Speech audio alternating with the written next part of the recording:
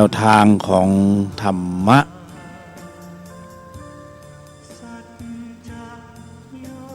ก็เรียกว่าไม่ง่ายนะสำหรับการที่จะได้มีใจมาจดจ่ออยู่กับแนวทางของธุลธรรมไม่ง่ายนะต้องมีความพร้อมในองค์ประกอบหลายๆอย่างข้ามพ้นเหตุปัจจัยภายนอกในทางธุระต่างๆธุระโลกภายนอกธุระโลกภายในธุระธรรมภายนอกกว่าที่จะมาถึงธุระธรรมในภายใน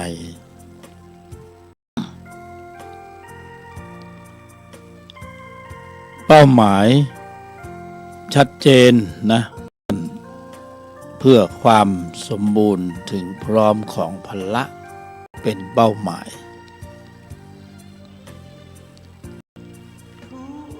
เก็บเกี่ยวในทุกโอกาสเท่าที่สถานการณ์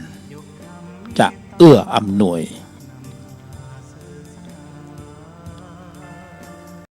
จะอยู่ในธุระโลกลีลาบทบาทอย่างไรนั้นไม่ใช่ปัญหาก็ดำเนินไปตามเหตุและปัจจัยของแต่ละวันในสถานต่างๆในร่องรอยต่างๆรูปแบบต่างๆในหน้าที่การงานต่างๆก็ว่ากันไปดำเนินกันไปตามแต่เหตุปัจจัยที่มันต้องเป็นไป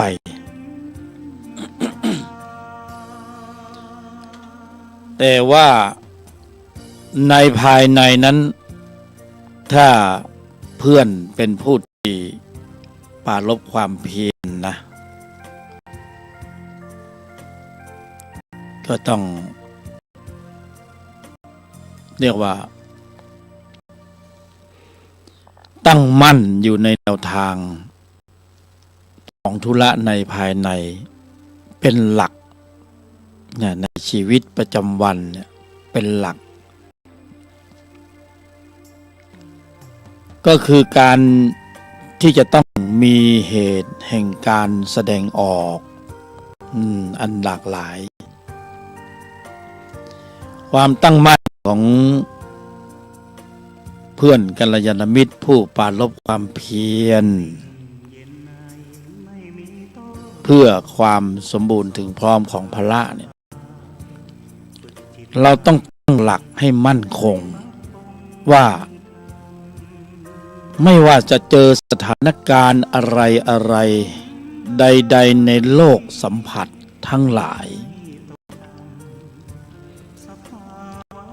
ตนธุระในภายในของเพื่อนจับหลักให้มั่นให้แม่นก็คือการควบคุมการแสดงออกเป็นสำคัญเพราะฉะนั้นไม่ว่าธุระโลกภายนอกธุระโลกภายในอะไรต่างๆที่มันหมุนเวียนเข้ามาสัมผัสผัสสะแล้วมันก่อเกิดสถานการณ์ต่างๆมากมายมันก็ต้องเป็นไปอย่างนั้นแหละไม่ว่าจะเป็นหน้าที่การงานต่างๆสารพัดสิ่งที่ต้องสัมผัสภัยธรรมชาติบ้างเรื่องราวต่างๆของเพื่อนมนุษย์อันหลากหลายที่เราได้ยินได้ฟังแต่ทั้งหมดทั้งมวลเนี่ยเราความเป็นเพื่อนกันนะเพื่อนเราต้องประมวล แล้วเอามากำหนดเป็นนโยบายของใจซึ่งแต่ละรูปแต่ละนามเนี่ย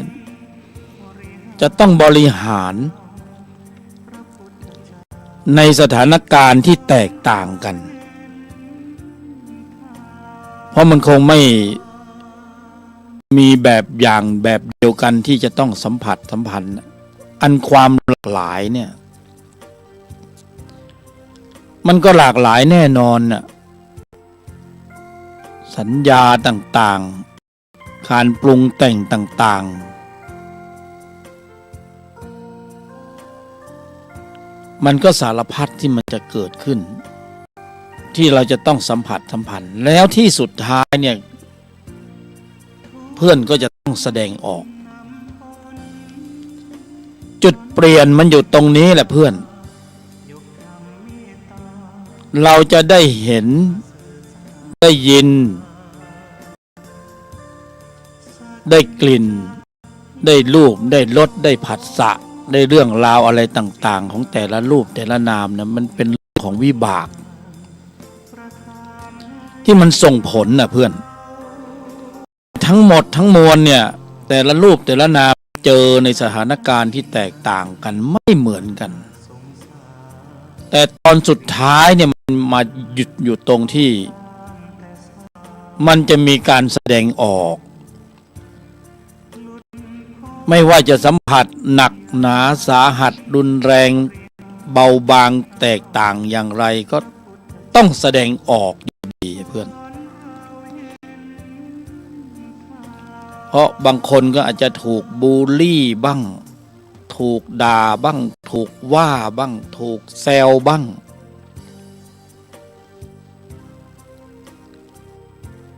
เสียหน้าบ้างเสียผลประโยชน์เสียเกียรติเสียฟอร์มสารพัดที่มันจะต้องเป็นไปในเรื่องราวถ้าเราจะสาธยายเนี่ยมันคงจะไม่จบแน่ๆเพราะมันหลากหลายมากเพื่อนเพราะฉะนั้นสิ่งสุดท้ายจริงๆที่มันเป็นจุดเปลี่ยนเนี่ยของชีวิตเลยเนี่ยก็คือการแสดงออกภายหลังจากการที่มีการกระทบกระทั่งกระทุ้งกระเทือนนะสมใจบ้างไม่สมใจบ้างอันหลากหลายเนี่ยแหละจุดเปลี่ยนมันอยู่ตรงการแสดงออกขั้นตอนสุดท้ายที่มันปิ่มแล้วเนี่ยเพราะฉะนั้นการที่เพื่อนมาเจริญปัญญาเราเป็นเพื่อนกันเราเป็นกัลยาณมิตรเราก็มีเวลามีโอกาสได้มาแบ่งปันกันบ้างเล็กๆน้อยๆนะแบ่งปันองค์ภูมิความรู้ประสบการณ์ของการเจริญอบรมศึกษาปฏิบัติธรรมบวชเรียนก็แล้วแต่ในล่องลอยรูปแบบตามสำนักธรรมต่างๆซึ่งก็ไม่มีแบบฉบับที่แน่นอนว่าแต่ละคนแต่ละรูปแต่ละนามนะเพื่อนว่าใครผ่านมาบ้างอะไรบ้างพบเจออะไรมาบ้างหนักบ้างเบาบ้างโอ้ไม่ต้องอธิบายเลยว่าผ่านมาอย่างไรดังนั้นเราก็มาเล่าสู่กันฟังแล้วก็มาเจริญปัญญามาธรรมวิจัยมากำหนดเป็นแนวทางมาแบ่งปันนะไม่ใช่ว่าจะต้องเป็นอย่างนี้อย่างนี้แล้วอย่างอื่นไม่ใช่ก็ไม่ใช่นะก็คือแบ่งปันกันฟังไม่ถึงขนาดว่าจะมาเป็นผู้ที่รู้ผู้วิเศษแล้วก็อยู่เหนือมนุษย์ก็ไม่ใช่มันธรรมดาสามัญเหมือนกันหมดนะเพื่อนแต่มันแบ่งปันกันได้นะ เพราะเพื่อนในฐานะผู้บรรยายก็อยากจะให้เพื่อนในฐานะผู้ฟังเนี่ยได้อะไรไปบ้างในช่วงจังหวะที่เรามีกายสังขารเป็นมนุษย์แล้วมันยังทำอะไรได้ในสิ่งที่ควรจะได้ทำ ยังทำอะไรได้ในสิ่งที่ควรจะได้ทำนะเพื่อนถ้าเพื่อนไม่ได้ทำไม่ได้ลำดับไม่ได้ดำเนินไม่ได้เจริญในสิ่งที่เพื่อนจะแนะนำแบ่งปันเนี่ยถือว่าเพื่อนโชคไม่ดีเพราะไม่ได้เจอองค์ภูมิความรู้ที่แนะนำแบ่งปันกันดีๆแต่ถ้าเพื่อนเจอเพื่อนก็ถือว่าโชคดีและเพื่อนก็เอาองค์ภูมิความรู้บ้างเนี่ยนะที่เราแบ่งปันกันนี่นะเราเป็นกัลยาณมิตรเอาไปบริหารนะเพื่อนไปที่เป้าเดียวเลยไม่ต้องหลายเป้านะเพื่อนบริหารควบคุมการแสดงออกเป็นสำคัญนะบริหารเพื่อควบคุมการแสดงออกให้ได้ในสถานการณ์ต่างๆที่มันปิ่มแล้วสุ่มเสี่ยงแล้วทนไม่ไหวแล้วทนไม่ได้แล้วแต่เพื่อนจะต้องเอาให้อยู่นะเพื่อนเอาไม่อยู่ถ้าเพื่อนเอาอยู่เพื่อนจะยอดเยี่ยมแต่ถ้าเพื่อนเอาไม่อยู่เนี่ยเพื่อนจะกลายเป็นยอดแย่แทนที่จะเป็นอริยะเพื่อนก็จะกลายเป็นฆาตกรกลายเป็นโมฆะไปเลยในชีวิตของเพื่อนพลาดแล้วพลาดเลยแก้ไขไม่ได้เพราะฉะนั้นจุดเปลี่ยนอยู่ที่การแสดงออกนะการแสดงออกก่อนที่จะมีการแสดงออกนะเพื่อนสิ่งที่มากระทบสัมผัสทางทวารต่างๆของเพื่อน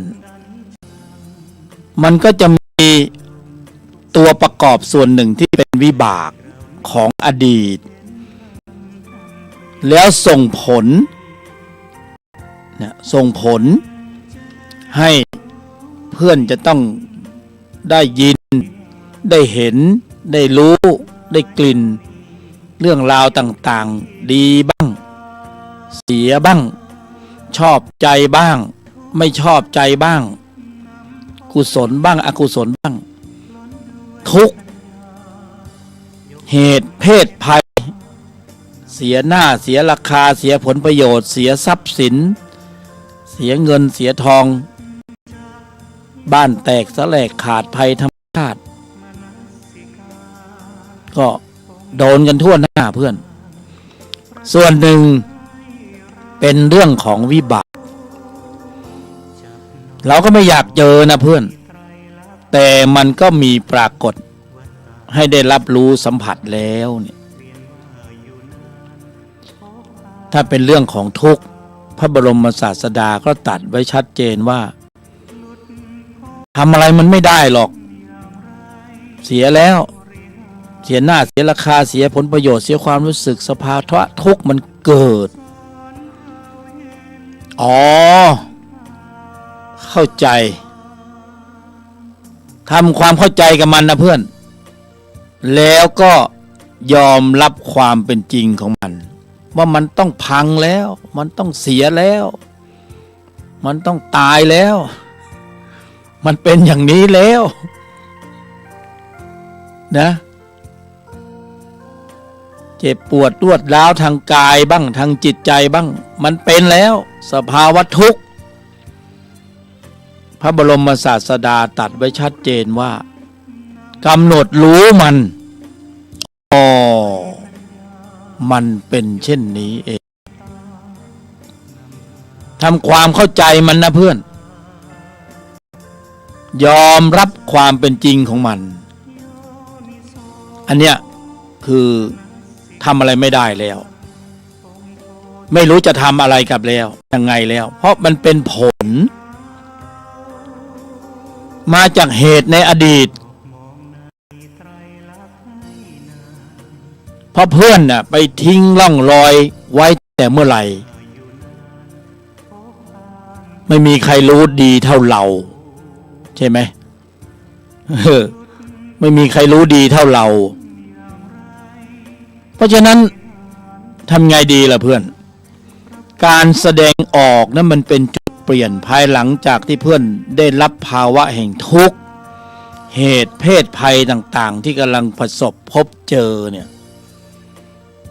เพื่อนอย่าต้องไปตีอกชกตัวว่ากูเนี่ยลำบากลำบนน้อยอกน้อยใจย่ำแย่แล้วเป็นหนี้เป็นสิน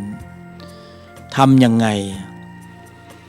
กำหนดรู้ทำความเข้าใจและยอมรับความเป็นจริงทำได้อย่างเดียวเท่านั้นแหละคือสภาวะทุกข์เป็นเพื่อนกับมันซะเลยทุกข์เหรออ๋อ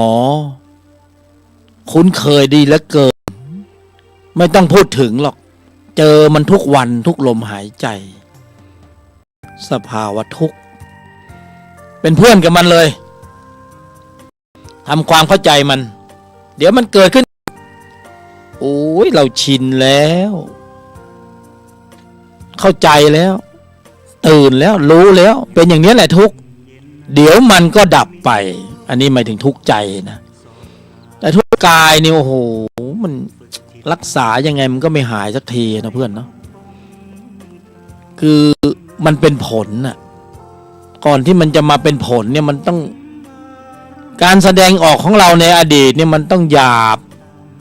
ทิ้งร่องรอยล่วงหล่นไว้หว่านเมล็ดแห่งความทุกข์ไว้จนที่สุดท้ายมันก็ปรากฏเป็นต้นเวรต้นกรรมต้นทุกข์ขึ้นมาแล้วใครเราจะได้กินผลของมันล่ะก็เรานี่แหละเพื่อนเพราะเราเป็นคนทำเป็นคนแสดงออกความคิดการกระทำคำพูดของเราในอดีตที่มันล่วงหล่นไม่รู้กี่ภพกี่ชาติจำไม่ได้แล้วยาวนานซะเหลือเกินวันนี้ปรากฏเป็นผลแล้วทำความเข้าใจและยอมรับความเป็นจริงประเด็นมันอยู่ตรงนี้เพื่อนนับจากลมหายใจต่อจากทุกนี้ไปเนี่ยภายหลังจากการกระทบผัสสะแล้วมันเกิดสภาวะทุกข์เนี่ยเราจะตั้งลำใหม่ว่าต่อไปทุกข์แบบนี้จะไม่เกิดขึ้นแก่เราก็ต้องมาเซตระบบการแสดงออกเสียใหม่เพื่อนเพราะทุกอย่างนี่มันเป็นอย่างเนี้ยมันเกิดจากเหตุคือการแสดงออก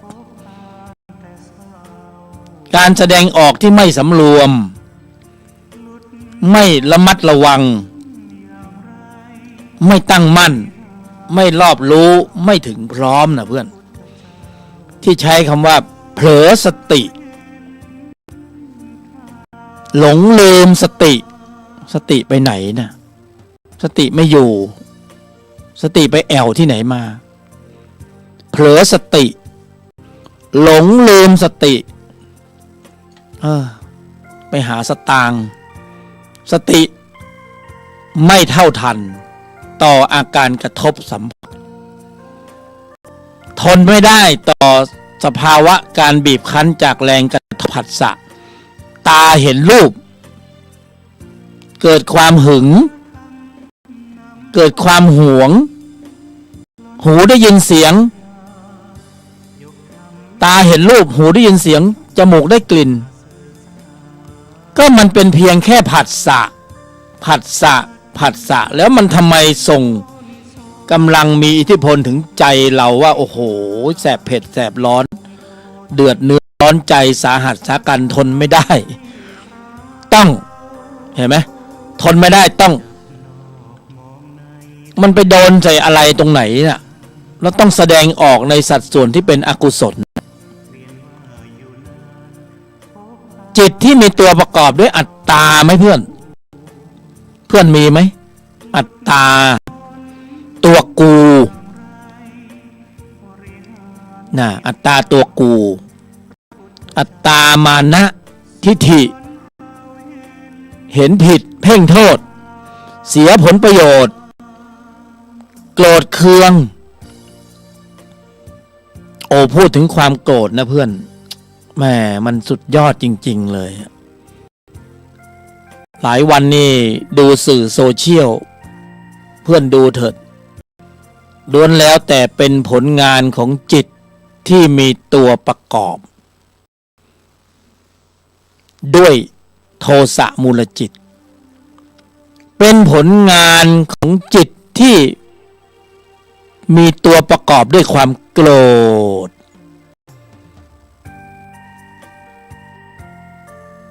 จิตที่มีตัวประกอบด้วยอัตตามานะทิฏฐิจิตที่มีตัวประกอบด้วยความเห็นผิดเพ่งโทษจิตที่มีตัวประกอบด้วยโลภะมูลจิตโทสะโมหะโอ้ไม่รู้จะบรรยายยังไงล่ะเพื่อนเต็มไปหมดแล้วในใจของเพื่อนน่ะมีอยู่นะมีอกุศลจิตเหล่านี้มีอยู่จิตที่มีตัวประกอบเนี่ยมีอยู่เพื่อนสังเกตว่าเราใช้คำว่าจิตที่มีตัวประกอบนะตัวประกอบ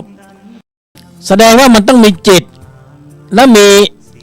ประกอบที่มันเข้าบวกรวมกับจิต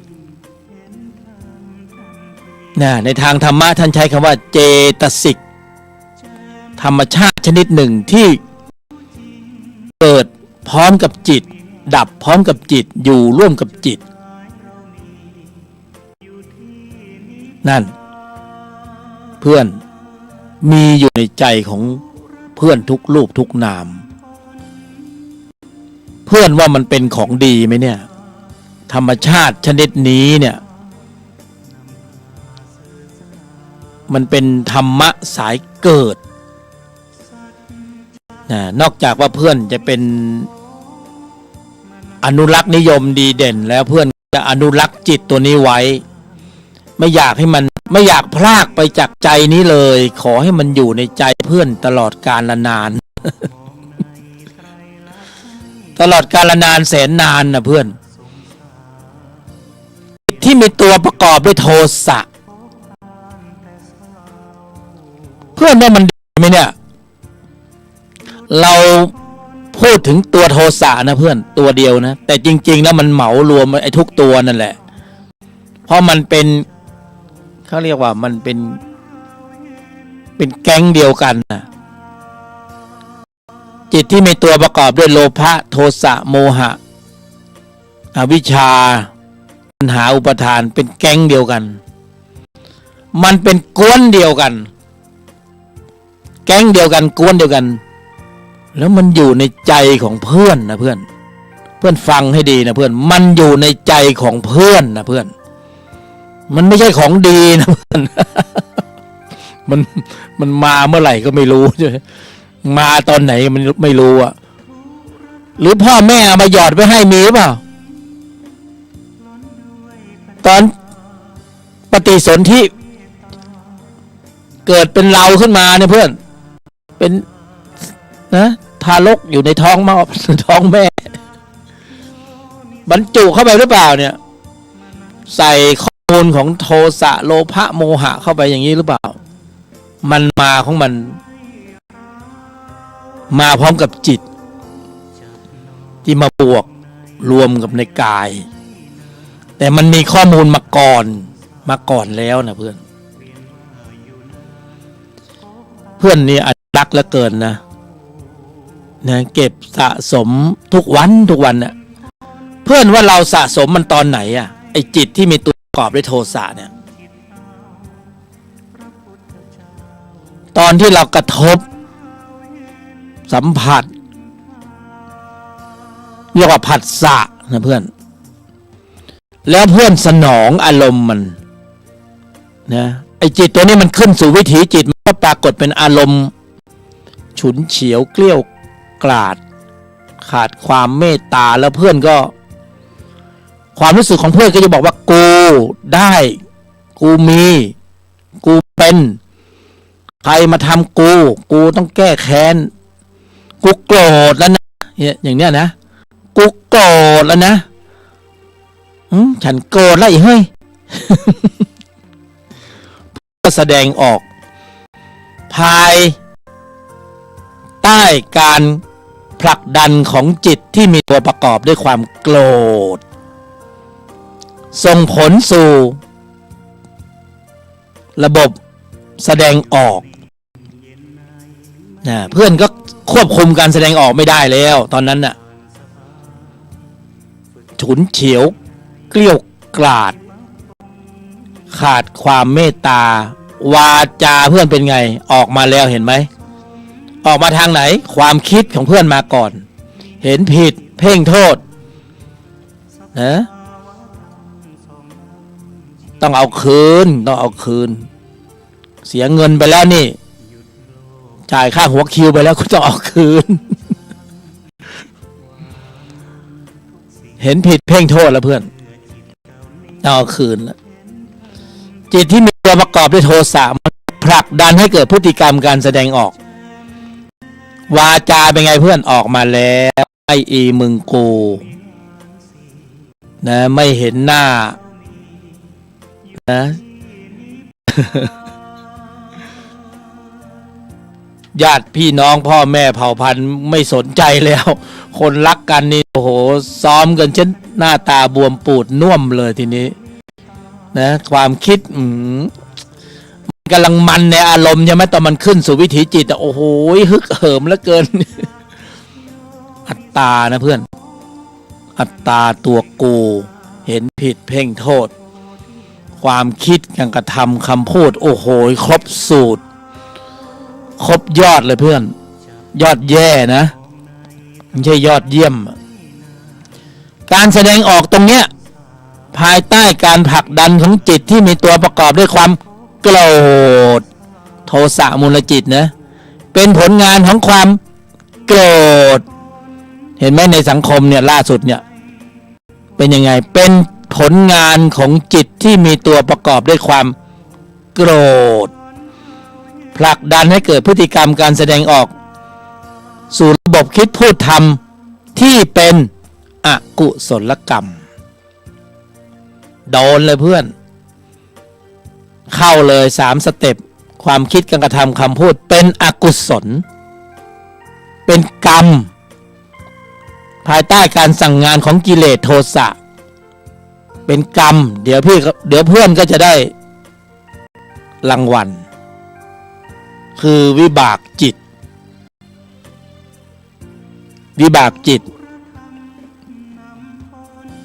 ก็มันจะออกเป็นความทุกข์ใช่ไหมระหว่างที่แสดงออกมันก็ทุกข์อยู่แล้วใช่ไหมไอ้คนที่มีความโกรธเนี่ยเหมือนคนที่กำลังโดนหนามทิ่มนะเพื่อนถูกหนามทิ่มเนี่ยมันไม่เจ็บหรือไงมันแสบๆคันๆมันรู้สึกตะขิดตะขวงใจอึดอัดขัดเคืองหน่ายท้อแท้มันบอกไม่ถูก คงไม่ต้องอธิบายมั้งเนี่ยไอ้สภาวะเนี่ยเขาเรียกว่าวิเศษลักษณะของจิตที่มีตัวประกอบด้วยความโกรธอย่างเนี้ยฉุนเฉียวเกลี้ยวกราดขาดความเมตตาเห็นผิดเพ่งโทษมันจะมาพร้อมกวนมันแก๊งของมันโลภะจิตก็มาโทสะจิตก็มาโมหะจิตก็มาพวกนี้จะมาทั้งกวนทั้งแก๊งไงขึ้นสู่วิถีจิตผลักดันให้เกิดพฤติกรรมการแสดงออกในสัดส่วนที่เป็นอกุศลการแสดงออกเรียบร้อยดีเพื่อนไม่เหลือ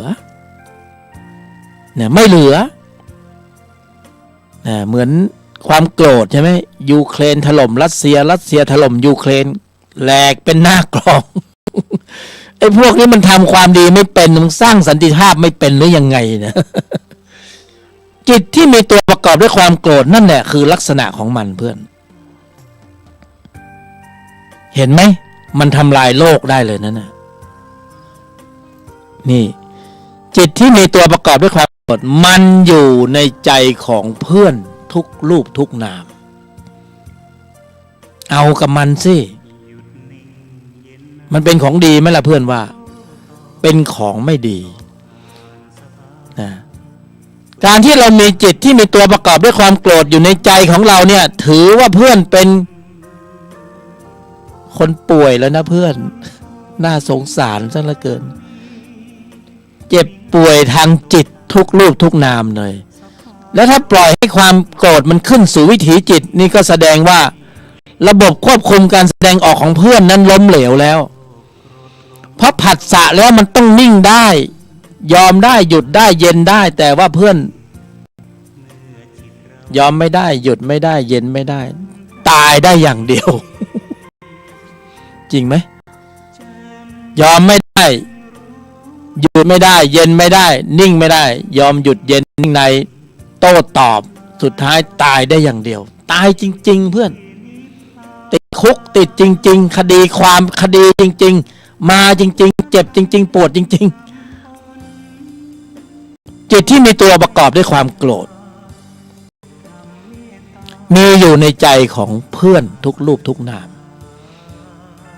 เหมือนเราถูกหนามแหลมทิ่มนะไอคนที่จะมายั่วมายวนก็ดันกระแทกหนามไม่ทิ่มเข้าไปในใจของเราให้ลงไปอีกโอ้ยนะทนไม่ไหวแล้วอะไรที่มันเป็นวัตถุแวดล้อมเราก็เอามาห้ำหั่นประหารกันฆ่าฟันกันแล้วเพื่อนมีจิตที่มีตัวประกอบด้วยความโกรธเนี่ยเพื่อนเป็นคนป่วยแล้วนะเพื่อนระบบควบคุมการแสดงออกสุ่มเสี่ยงมากขาข้างหนึ่งอยู่ในคุกแล้วนะคนที่มีความโกรธเนี่ยเพราะเราไม่รู้เลยว่าไอ้สัญชาตญาณดิบโหดบ้าๆบอๆของเราเนี่ยมันจะผุดโผล่เวลาไหนมันไม่สนใจหรอกว่าจะอยู่เป็นผู้บำเพ็ญธรรมหรือเปล่าแหลกมันไม่สนใจภายนอกเลยเพราะจิตเนี่ยไม่มีคำว่าปราณีนะเป็นคนป่วยแล้วนะเป็นโรคจิตแล้วนะถ้ามันมีปริมาณมากขึ้นก็เป็นโรคประสาทโรคเพี้ยนโรคบ้องไปแล้วนี่จิตที่มีตัวประกอบด้วยความโกรธน่าอนุรักษ์นิยมไว้เลยนะอนุรักษ์ไว้เก็บไว้ในใจไว้เพราะว่าเวลาจะเดินทางต่อไปในวัฏสงสารเนี่ยเพื่อนจะต้องอาศัยพืชเชื้อในการเพาะบ่มภพภูมิจะไปเกิดภูมิภพไหนเพื่อนก็ต้องมีเชื้อต้องมีเชื้อเกิดถ้าเพื่อนไม่มีเชื้อเกิดแล้วจะมีที่ไหนก็เกิดได้ล่ะ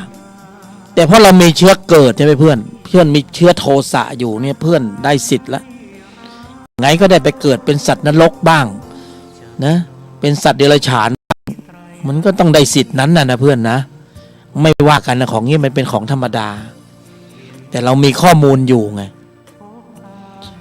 นอกจากเพื่อนจะป่วยแล้วเพื่อนก็ดูเถอะคนที่อยู่รอบข้างของเพื่อนน่าสงสารน่าเอ็นดูทุกคนเลยเวลาตาเห็นรูปหูได้ยินเสียงกระทบผัสสะแล้ววิถีจิตมันขึ้นมาด้วยจิตที่มีตัวประกอบด้วยโทสะแสนจะสมเพศเวทนาเอ็นดูมันแก้ใจมันไม่เป็นแล้วมันผลักดันให้เกิดพฤติกรรมการแสดงออกวาจาล่วงหล่นความคิดล่วงหล่นการกระทำล่วงหล่นเพื่อนเอ้ยพ่อแม่ก็มีจิตที่มีตัวประกอบด้วยความโกรธนะยิ่งมีดีกรียิ่งโกรธหนักโกรธใหญ่เลยกระทบกระทั่งกระทุ้งเตือนไม่ได้กูใหญ่นะกูเป็นระดับไหน เห็นไหมลูกหลานก็มีจิตที่มีตัวประกอบด้วยความโกรธโอ้ยเอ็นดูเสียละเกินกูจะช่วยมันยังไงดีวะเนี่ยมันมีจิตที่มีตัวประกอบด้วยความโกรธใจของมันน่ะเขายังไงดีล่ะเพื่อนนะแต่งงานไปมีสามีสะใภ้มีลูกเขยก็พกจิตที่มีตัวประกอบด้วยความโกรธมาอีกมีข่าวลูกเขยเอาปืนไปยิงแม่ยายแล้ว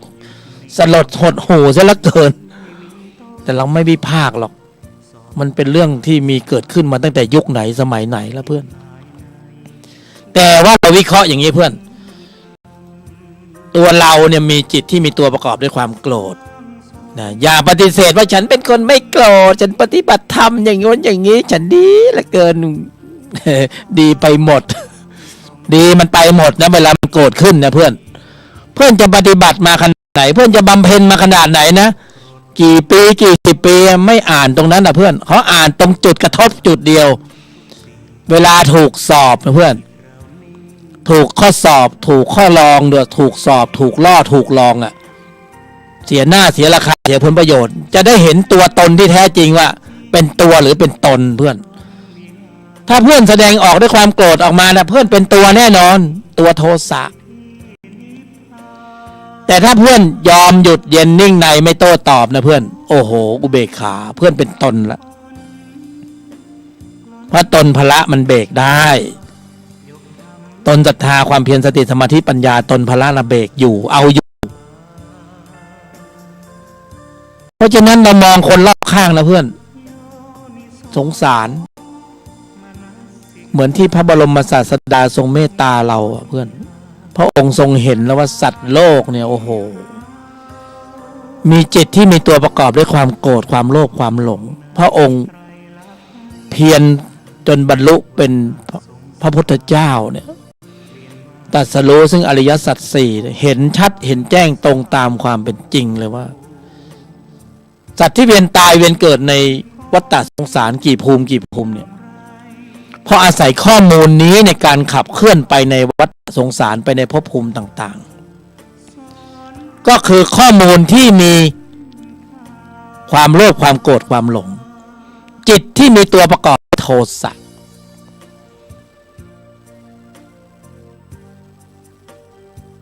พระองค์หลังจากบรรลุแล้วก็เสด็จไปโปรดพระญาติเมตตาให้แก่พวกเราเนี่ยเพราะนั้นเราดูญาติพี่น้องเผ่าพันธุ์เหมือนกันเพื่อนพ่อแม่พี่น้องลูกหลานเหลนโหลนลี่ลู่เล่าอย่างนี้หรือเปล่าทุกคนก็มีจิตที่มีตัวประกอบด้วยความโกรธหมดต่างคนต่างมาคนละที่คนละทางแล้วมาเกิดร่วมกันมีสัญญาร่วมกันเป็นเพื่อนเป็น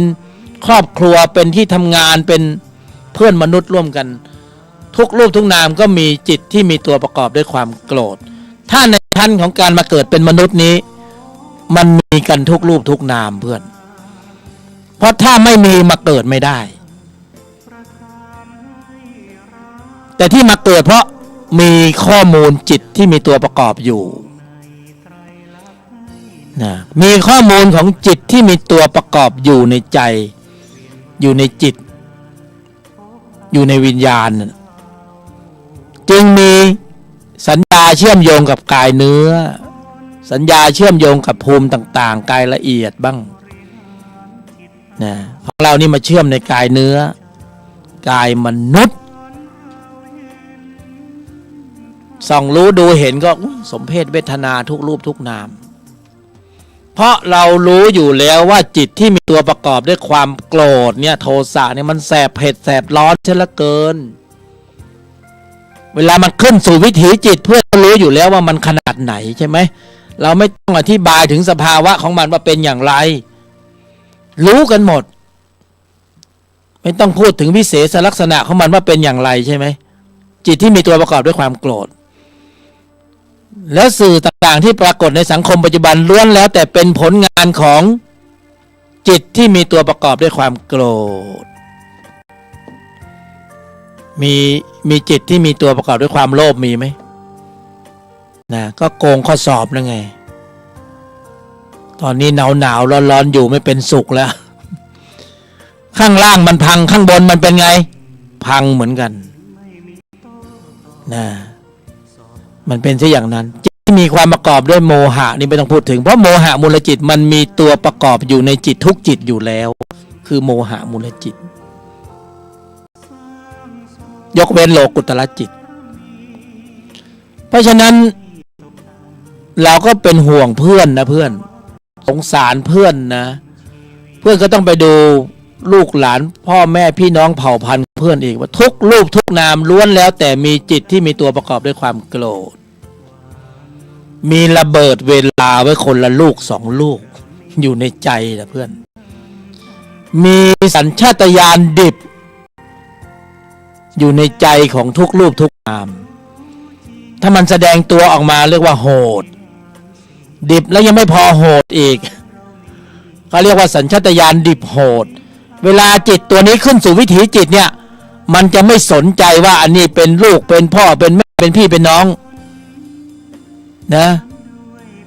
ถ้ามันสนใจหน่อยมันก็จะบอกโอ้ยอย่าไปทำร้ายแม่เขาเลยเพราะว่าเขามีลูกอยู่ใช่ไหมอันนี้ไปจัดการแม่เขาเรียบร้อยแล้วลูกเขาจะอยู่ยังไงนะมันไม่สนใจอะไรเลยนะจิตที่มีตัวประกอบด้วยความโกรธเนี่ยคือมันโหดมากแล้วเราจะทำกันยังไงดีอะเพื่อนเพราะว่าเพื่อนก็พกตัวนี้มาอยู่ระเบิดเวลาหลายลูกอยู่ของเราก็มีเราเป็นผู้บรรยายเราเป็นกัลยาณมิตรเราก็รู้ว่าเรามีหลายลูกเหมือนกันแต่ว่าเราเอาอยู่ตัวเนี้ยแต่เราก็ไม่รู้วันไหนถ้าเราบล็อกมันไม่อยู่นะมันมีชนวนเหตุปรากฏขึ้นมาจากวิบากในอดีตส่งผลเป็นตัวกระทบส่งเสริมให้มีเหตุปัจจัยของความโกรธปรากฏเกิดขึ้นแบบปัจจุบันทันด่วนรวดเร็วรุนแรงและเอาไม่อยู่โอ้โหภาพมันไม่อยากจะพูดถึงแล้วเพื่อนแต่เรานี่เวลาเราโมโหนะเพื่อนเราเปลี่ยนโทรศัพท์มือถือ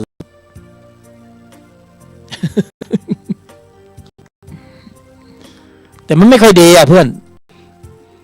เรามาวิเคราะห์วิจัยทำมาวิจัยดูว่าสิ่งที่มันอยู่ในใจของเพื่อนเนี่ยตอนนี้เราก็ถือว่าเป็นคนป่วยกันทุกรูปทุกนามเป็นโรคจิต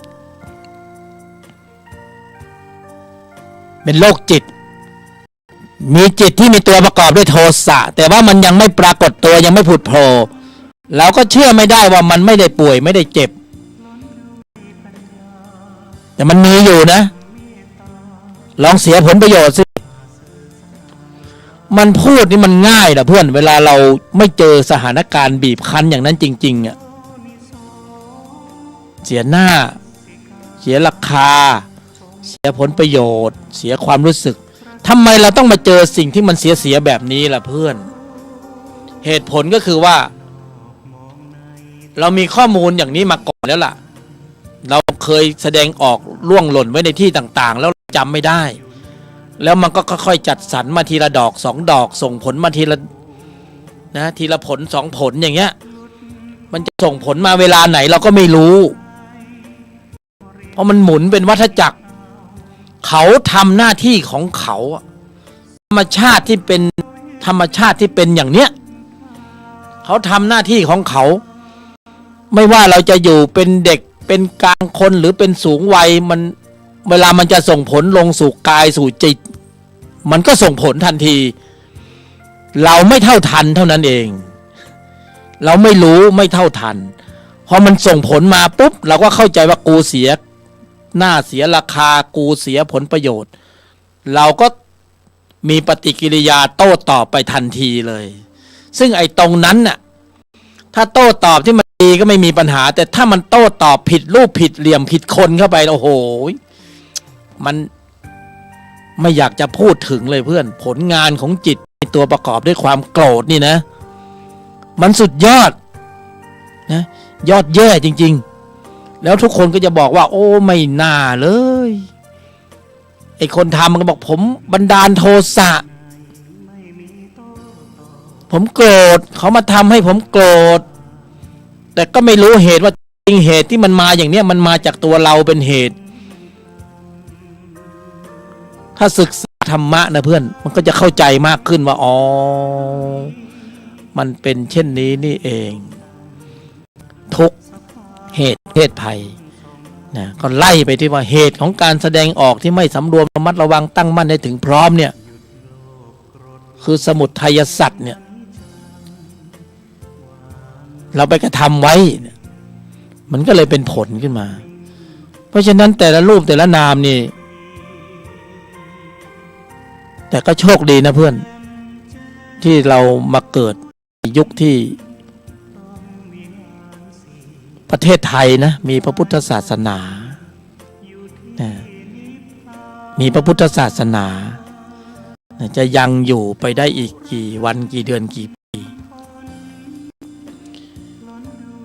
ธรรมะมีของแก้กันเพื่อนโชคดีตรงนี้แหละที่พระพุทธเจ้าค้นพบ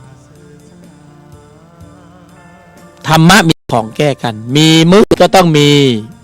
สว่างมีสูงก็ต้องมีต่ำมีต่ำก็ต้องมีสูง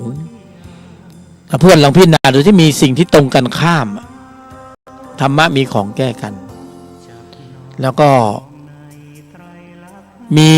ธรรมที่เป็นเหตุเป็นปัจจัยสู่การเกิดธรรมสายเกิดก็มีธรรมนะที่มีเหตุมีปัจจัยแห่งการดับธรรมะมีของแก้กันธรรมชาติก็จัดสรรสิ่งที่พิเศษให้แก่เราเพราะนั้นเรามาเกิดเป็นมนุษย์ในครั้งนี้เพื่อนมันเป็นอภิมหาโคตรโชคดีโอกาสอันงดงามที่หาที่สุดประมาณการไม่ได้เพราะเราเพื่อนจะได้มีโอกาสในการแก้ตัว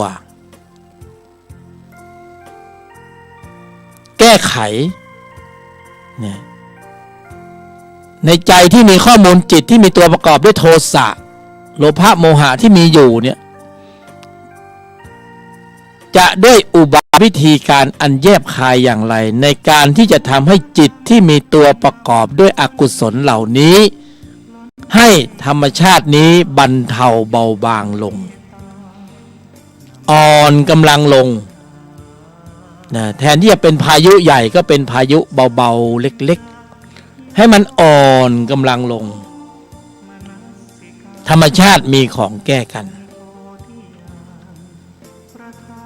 ถ้าเป็นหลักสูตรเร่งรัดเร่งด่วนนะเพื่อนในชีวิตประจำวันนะที่สุดแล้วเร่งด่วนที่สุดแล้วโยนิโสมนสิการยอมหยุดเย็นนิ่งในไม่โต้ตอบอันนี้ลัดที่สุดสั้นที่สุดเร็วที่สุดแรงที่สุดพิสูจน์ทราบแล้วใครจะพิสูจน์ได้ถึงการปรุงแต่งกำลังจิตที่มีองค์ประกอบด้วยกุศลในระดับนี้ใครล่ะใครที่มีจิตที่มีตัวประกอบด้วยความโกรธคนนั้นสมควรที่จะได้ปรุงธรรมเหล่านี้ขึ้นมาก็คือตัวเพื่อนเองนั่นแหละไม่มีใครช่วยใครได้เพราะว่าระบบปฏิบัติการนี้เนี่ยมีอยู่ในใจของเพื่อนแล้วมันก็เหมือนกันนะเพื่อนเรามีจิตที่มีตัวประกอบด้วยความโกรธแล้วเราก็ปรุงกำลังของจิตที่มีตัวประกอบด้วยความโกรธทุกวันผัสสะเวทนาก็โกรธผัสสะเวทนาก็โกรธนะความคิดการกระทำคำพูดร่วงหล่นเพื่อนก็ปรับใหม่เลยต่อไปก็ผัสสะเวทนาอุเบกขานิ่งในไม่โต้ตอบผัสสะเวทนาก็นิ่งในไม่โต้ตอบอุเบกขาเวทนานิ่งในไม่โต้ตอบจบได้ไหมทำกันทุกวันบ่อยมากเนืองจนเป็นนิสัยขึ้นมาเพื่อนคราวนี้เราจะมีกระบวนการที่เรียกว่านิสัยล้างนิสัยทำกันจนวสีชำนิชำนาญจากอัตตาธรรมไปสู่ความเป็นอัตโนมัติธรรมจากธรรมที่มีรูปแบบสีสันไปสู่ธรรมที่ไม่มีรูปแบบจากธรรมที่ต้องกำหนดสถานที่นู่นนี่นั่นเป็นธรรมที่ไม่มีสถานที่เป็นที่ไหนก็ได้ทุกที่ทุกแห่งนั่นแหละคือสถานที่ปฏิบัติธรรมจากธรรมที่มีสีสันรูปแบบพิธีกรรมต่างๆของเส้นไหว้ต่างๆกฎต่างๆระเบียบต่างๆเลิกยามต่างๆวาทกรรมต่างๆข้ามไปเลยเพื่อนรู้ควรแต่ในชีวิตประจำวันพร้อมสำหรับการรับกระทบทางทวารต่างๆรู้อยู่แล้วว่าเหตุมันมาแน่นอนผลมันมาแน่นอน สภาวะทุกข์มาแน่นอนตื่นรู้เท่าทันกำหนดควบคุมการแสดงออกให้ได้ภายหลังจากได้รับเรื่องราวเหล่านั้นเพราะเราไม่รู้มาก่อนเลยเราจะโดนข้อสอบเราถือเป็นข้อสอบถือเป็นข้อสอบถือเป็นข้อรองแต่เวลาพูดนะเพื่อนง่ายมากเลยอย่างเราบรรยายให้เพื่อนฟังนี่นะหมูง่ายบรรยายไม่ยากหรอกแต่เวลาเจอของจริงเข้าไปเป็นไงเพื่อนหลายครั้งก็หลุดนะเพื่อนทำไม่ได้แต่ก็ต้องตั้งลำใหม่เราไม่มีประตูไม่มีวิธีการอื่นที่ดีมากไปกว่านี้เพราะเราต้องใช้ชีวิตประจำวันถ้าเพื่อนตั้งหลักตั้งตนให้ดีเพื่อนจะจับสิ่งแวดล้อมทุกอย่างที่มันจะมากระทบเนี่ยเป็นข้อสอบเป็นอุปกรณ์ของเพื่อนทันทีสำหรับการดำเนินในธุรธรรมในภายในเพื่อความสมบูรณ์ถึงพร้อมของพละโดยทันทีนะเพื่อนแต่ถ้าเพื่อนไม่มีตรงนี้เนี่ยเพื่อนจะเห็นมันเป็นอัตตาเป็นมานะเป็นทิฏฐิกูได้กูมีกูเป็นผัสสะเวทนาตัณหามันขึ้นเลยโทสะขึ้นเหมือนเดิมเพื่อนจบแล้วถ้ามันเป็นแบบนั้นน่ะเพื่อนเกิดมาครั้งนี้เป็นมนุษย์เปล่าแล้วเพื่อนมันไม่มีประโยชน์ไม่มีค่าอะไรเลย ใส่อารมณ์ จริงๆเพื่อนมันไม่มีค่าเลยสิ่งที่สูงค่าที่สุดก็คือเราจะต้องเบรกอาการของวัฏจักรจิตเดิมให้ได้อะไรคือเบรกอะเพื่อนเอาว่าเราบรรยายค่อนข้างจะละเอียดแล้วนะเพื่อนไม่มีในตำรานะเพื่อนนี่สภาวธรรมล้วนๆพละห้าและอินทรีย์ห้าเพื่อนอริยมรรคเป็นที่พึ่งของข้าพเจ้าอริยมรรคมีเป็นธรรมที่ต้องกำหนดเจริญควบคุมระบบแสดงออกในที่นี้ก็คือพละห้าและอินทรีย์ห้าระบบนี้นะเพื่อนมีออนไลน์อยู่แล้วในใจของเพื่อนทุกรูปทุกนาม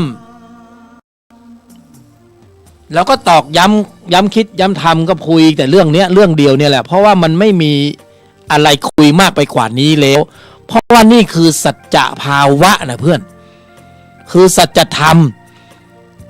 ไม่ได้มองว่าเพื่อนจะอยู่สีสันรูปแบบไหนนะเรามีแต่ว่าแบ่งปันอย่างเดียวตอนนี้คือแบ่งปันอย่างเดียว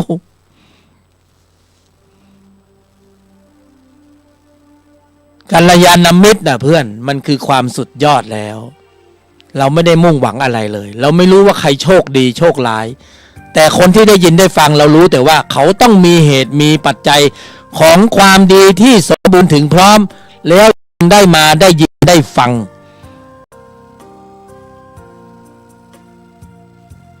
ถ้ามันไม่มีเหตุของกุศลเนี่ยมันจะไม่ได้ยินหรอกเพื่อน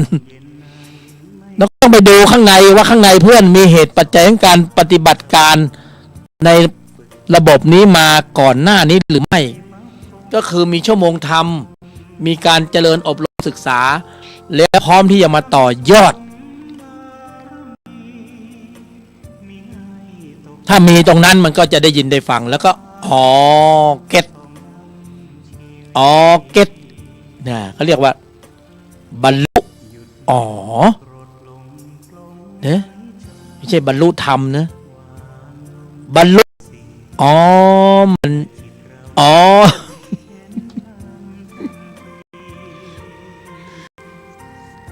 บรรลุเพื่อนมันไม่ใช่สิ่งที่ซับซ้อนเกินกว่าองค์ภูมิความรู้ของความเป็นคนของเราจะเข้าไม่ถึงนะเพื่อน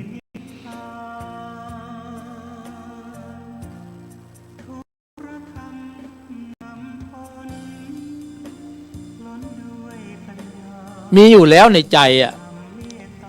ธรรมะสายเกิดกับธรรมะสายดับแต่เรา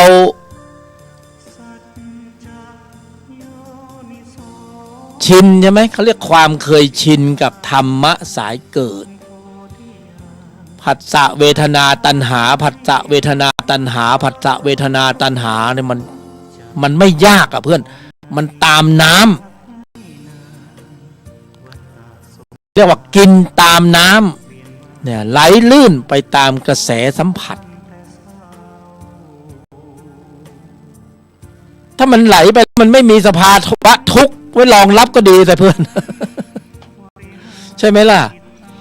แต่ ถ้าไหลลื่นไปตามกระแสสัมพันธ์แล้วมันเพลินไปโอ้โหมันไม่มีสภาวะของความทุกข์ก่อเกิดกำเนิดแล้วมันก็หลบจิตไม่พ้นอีกจิตก็จะบันทึกข้อมูลอีกว่ามันเราแสดงออกตรงไหนเขาเก็บนี่แหละปัญหาอยู่ตรงนี้เราหนีไม่ได้ความรู้สึกที่เป็นอัตตาตัวกูเนี่ยมันจะไปเบี่ยงปัดบังคับบัญชากดข่มนู่นนี่นั่นมันไม่ได้เลยธรรมชาติเขาเป็นนั้นน่ะเพราะนั้นเราหนีไม่ออกยังไงเราก็ต้องเจริญอบรมศึกษาปฏิบัติอย่างไรเสียเราก็ต้องกำหนดเจริญควบคุมการแสดงออกในชีวิตประจำวันถ้าเพื่อนไม่ทำนะวันนี้เพื่อนเสียโอกาสแล้วเพื่อนโมฆะแล้วอย่างเราเป็นกัลยาณมิตรเนี่ยเราก็เก็บชั่วโมงของเรานะเมื่อก่อนเราก็เป็นคนขี้โมโหแต่เราทุกวันนี้เราก็ไม่มั่นใจว่ากูจะเบรกมันอยู่หรือเปล่าถ้ามันเสียหน้าเสียราคาเสียผลประโยชน์จริงๆเนี่ยนะประเภทแบบต่อหน้าต่อตาฟันต่อฟันนะเพื่อนรักหวงห่วงหึงเนี่ยมันแสบเผ็ดแสบร้อนใช่ไหมแต่ถ้าทำได้เนี่ยมันโอ้โหสุดยอดอะแต่ละคนต้องเจอเหตุการณ์นั้นๆน่ะสภาวะที่แตกต่างกันนะแต่ว่าถ้าเราใช้สูตรเดียวกันแหละมันไม่มีสูตรอื่นคือโยนิโสมนสิการยอมหยุดเย็นนิ่งในไม่โต้ตอบถ้าเพื่อนไปใช้สูตรอื่นนะเพื่อนจบเลยมันเอาไม่อยู่เพราะว่าสูตรเนี้ยธรรมะมีของแก้กันก็คือโยนิโสมนสิการยอมหยุดเย็นนิ่งในไม่โต้ตอบเนี่ยเป็นเทคนิคเท่านั้นเองนะเพื่อนที่เรามาแบ่งปันกันมันไม่ใช่มาตรฐานแต่เพื่อนเจริญอบรมศึกษาปฏิบัติมาเรารู้ว่าเพื่อนเรียนมามากมันก็ต้องมีข้อขัดแย้งก็ไปทำวิจัยเอาเองแล้วกันแต่สิ่งที่เนี่ยมันเป็นสภาวธรรมพิสูจน์แล้วถึงเอามาพูดนะถ้ามันพิสูจน์ไม่ได้แล้วเอามาพูดจะพาคนออกทะเลแล้วใครเกิดกรรมล่ะเพื่อนเราก็ไม่อยากอยู่ๆมานั่งติดกรรมมันเล่าความโกหกความเท็จให้คนฟังแล้วมันไม่ถูกหลักถูกการเนี่ยมันมีประโยชน์อะไรใช่ไหมแต่สิ่งที่มันพูดมันต้อง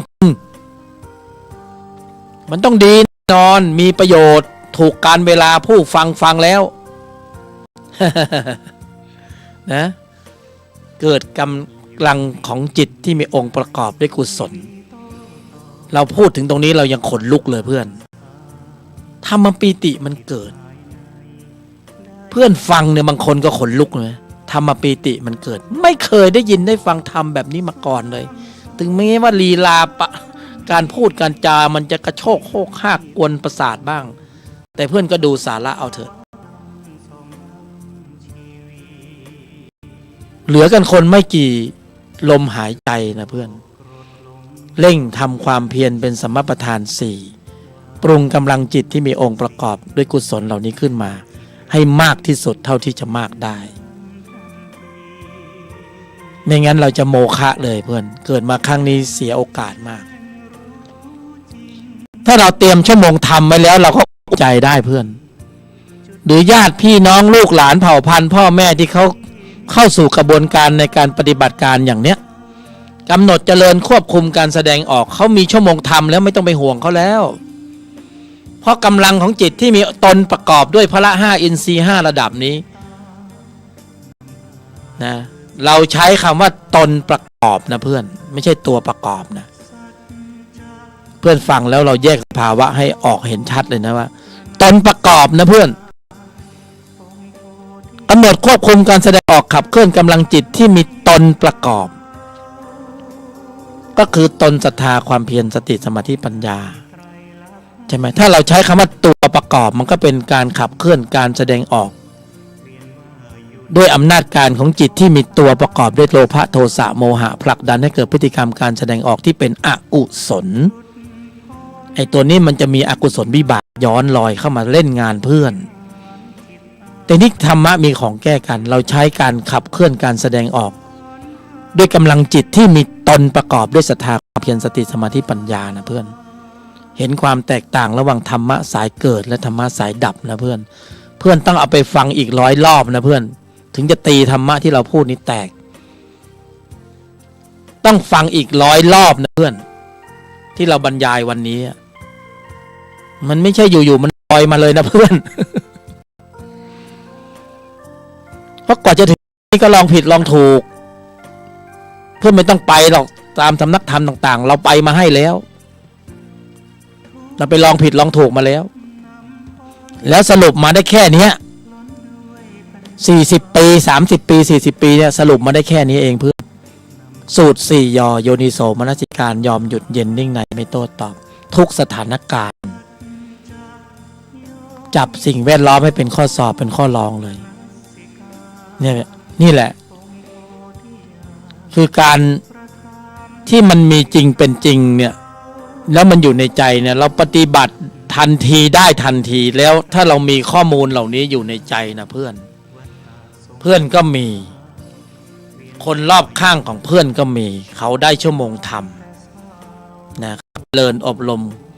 เขาควบคุมระบบแสดงออกแสดงว่าพละ5เนี่ยตนพละเขามีกำลังเข้าสู่ระบบออโต้ไพลอตอัตโนมัติธรรมถ้าเขามีตรงเนี้ยเพื่อนไม่ต้องเป็นห่วงเขาเลยตายจากโลกนี้หรือไม่ตายหรือยังอยู่หรือตายจากโลกนี้จะไปเกิดที่ไหนไม่ต้องไปห่วงเขาเลยเพราะธรรมะที่เพื่อนบรรยายอยู่นี่เพื่อนเขาเรียกว่าธรรมเที่ยงนิจจังเป็นธรรมเที่ยงธรรมในฝ่ายโลกียะมันไม่เที่ยงแต่ธรรมที่กำลังดำเนินอยู่เนี่ยเรากำลังดำเนินสู่ธรรมเที่ยงชั่วโมงธรรมที่ปฏิบัติได้ขณะกระทบแล้วนิ่งได้ควบคุมการแสดงออกได้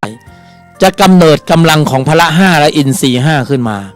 ธรรมเที่ยงนี้ได้แล้วได้เลยจิตที่เป็นธรรมชาติที่เก็บสะสมข้อมูลจะเรคคอร์ดข้อมูลนี้ทันทีแล้วไม่หนีไปไหนเพื่อนไม่หายไปไหนเกิดแล้วเกิดเลยได้แล้วได้เลยไม่เหมือนเราไปนั่งฌานนะเพื่อนวันนี้เพื่อนวิตกวิจารปีติสุขเอกคตาตัวเบาตัวหายตัวหวิวอะไรก็ไม่รู้ละวันนี้อารมณ์ดีนั่งได้พรุ่งนี้อารมณ์ไม่ดีนั่งไม่ได้จบวันก่อนยังได้เลยวันนี้อยากได้แบบเมื่อวานเราก็เป็นเพื่อนมันก็ม่วนดีอะเวลาเข้าไปสู่ในฌาน4หรืออะไรไม่รู้ที่เขาว่ากันนะตัวเบาตัวหายสงบนิ่งตั้งมั่นอยู่นั้นนะก็โอเคนะแต่หลังจากที่เราออกจากตรงนั้นมาเนี่ยมันมีจุดกระทบผัสสะและไอ้โทสะมันยังขึ้นอยู่เนี่ยแล้วมันอะไรกันแน่เนี่ยปฏิบัติอะไรมากันแน่เนี่ยโทสะจิตยังขึ้นอยู่เห็นผิดยังขึ้นอยู่เพ่งโทษยังขึ้นอยู่อัตตายังขึ้นอยู่มานะยังขึ้นอยู่ทิฏฐิยังขึ้นอยู่ฟาวไหมเพื่อนฟาวนะเพราะนั้นเอาใหม่รู้ที่ทำอยู่เนี่ยรู้เราก็เป็นแต่สิ่งที่เราบอกเนี่ยยังไม่เคยมีใครบอกหรอกเพราะสูตรนี้เราก็ไม่เคยได้ยินได้ฟังที่ไหนอะนะเวลาบรรยายไปนี่ก็ต้องเอาของตัวเองเนี่ยมันนั่งฟังอีกรอบหนึ่งอุ้ยสูตร4ยอโยนิโสมนสิการยอมหยุดเย็นนิ่งในไม่โต้ตอบเฮ้ยเข้าท่าว่ะลองดูสิไอ้นั่นมันกระทบกระทั่งกระทุ้งกระเทืองเสียหน้าเสียราคาเราต้องยอมดูสิหยุดดูสิเย็นดูสิยกมือไหว้มีต่างหากเอ้ยลดอัตตาว่ะเฮ้ยได้ผลนี่นะปิติมันก็มีเอกคตาก็มีองค์ฌานก็มีอยู่ในนี่แหละในไหนในสูตร4ยอเนี่ยแต่มันเป็นฌานแบบลืมตาเปิดตามันไม่ได้หลับตาเฮ้ยเทียบเคียงเข้าไปในบัญญัติดูสิหลงทางหรือเปล่าโอ้โหเข้าทุกเม็ดทุกดอกเลยเพื่อนเข้าทุกเม็ดเข้าทุกดอกเพราะนั้นใครมีข้อมูลนี้อยู่โอ้ยจะเป็นจะตายไม่ต้องไปห่วงแล้วตายไปเกิดตรงไหนก็ไปเถอะเพราะอะไรเพราะสัญญาธรรมะที่เป็นนิจจังเนี่ยเพราะบ่มแล้วเนี่ยมีแล้วเป็นแล้วเนี่ยมันไม่ได้หนีหายไปไหนมันอยู่ในใจตลอดกาลแล้วมันเป็นพืชเชื้อของโพธิพืชเชื้อของโพธิ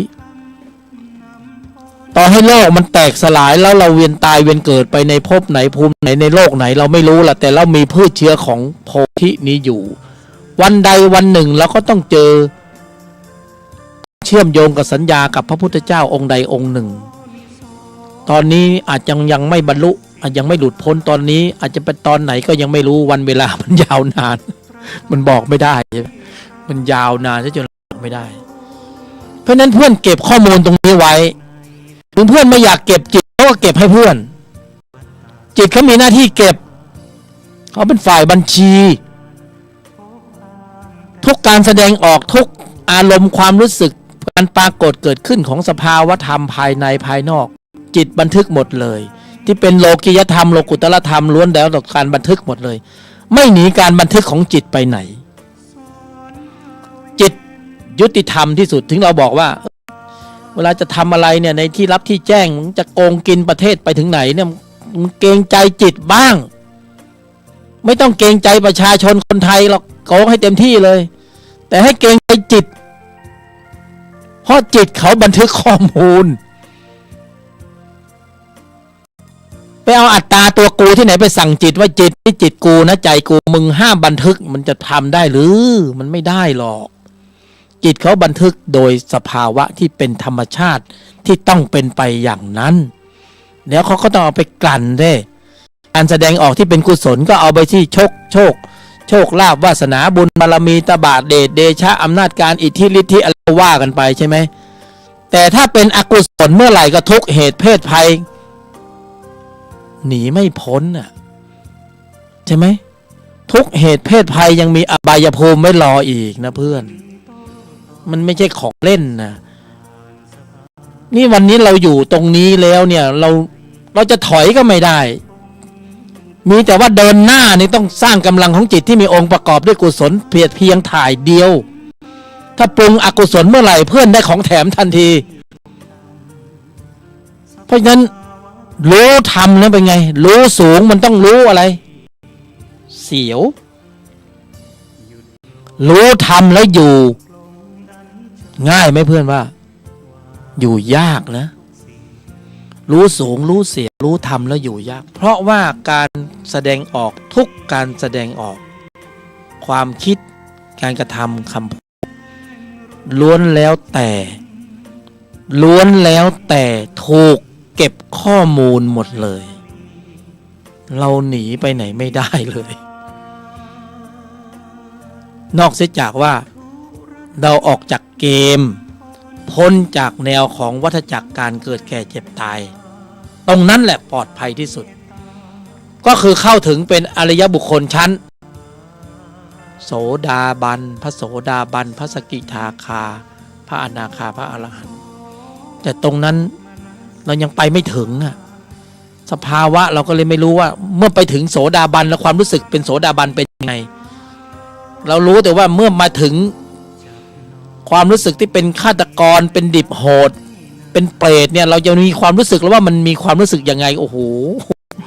ทยานอยากมีที่สิ้นสุดฉุนเฉียวเกลี้ยวกล่อมขาดความเมตตาไม่มีที่สิ้นสุดหลงมัวเมาไม่มีที่สิ้นสุดอันนี้มีสภาวะไม่ต้องอธิบายใช่ไหมแต่พอเป็นพระโสดาบันนี่ยังไงหรือถ้าเป็นพระอนาคาแล้วความรู้สึกทางเพศมันหายไปเป็นยังไงไม่กระดุกกระเดี่ยวเลยกันมั้งอย่างนั้นหรือมั้งอย่างนั้นหรือเปล่าล่ะก็คือมันไม่มีเชื้อเกิดไอ้ที่มันยังมีความรู้สึกอยู่เพราะมันจะต้องมีเชื้อมีพืชเชื้อในการเกิดแก่เจ็บตายใช่ไหมถึงตรงนั้นความรู้สึกน่าจะหายไปจะมีอะไรมาทดแทนหรือเปล่าน่าจะเป็นปีติสุขเอกคตาหรือเปล่า ฟังไว้เป็นปัญญานะเพื่อนเนาะเล่าสู่กันฟังมันกัลยาณมิตรมันไม่มีอะไรจะมามุ่งผลประโยชน์มุ่งแต่เพียงว่าเจริญปัญญาอย่างเนี้ยเป้าหมายคือเพื่อความสมบูรณ์ถึงพร้อมของพละห้าและอินทรีย์ห้าสิ่งที่อยากได้หรือไม่อยากได้นั่นก็คือผลบารมีการทบการสะสมของกำลังของพละนั่นนะคือบารมีต่อพละห้าอินทรีย์ห้ามีกำลังมากขึ้นเท่ากับว่าเพื่อนมีดวงอาทิตย์ดวงเบลเริ่มดวงใหญ่ๆความมืดในวัฏฏะสงสารนี้อะไรที่มันมืดอ่ะเจอดวงอาทิตย์ในใจของเพื่อนเข้าไปแล้วเป็นยังไงอ่ะเพื่อนก็ย่อมเห็นหมดเลยเมื่อแสงสว่างในใจของเพื่อนระดับอริยะปรากฏเนี่ยโลภะโทสะโมหะมันจะอยู่ไหวไหมมันเองมันไม่ต้องไปไล่มัน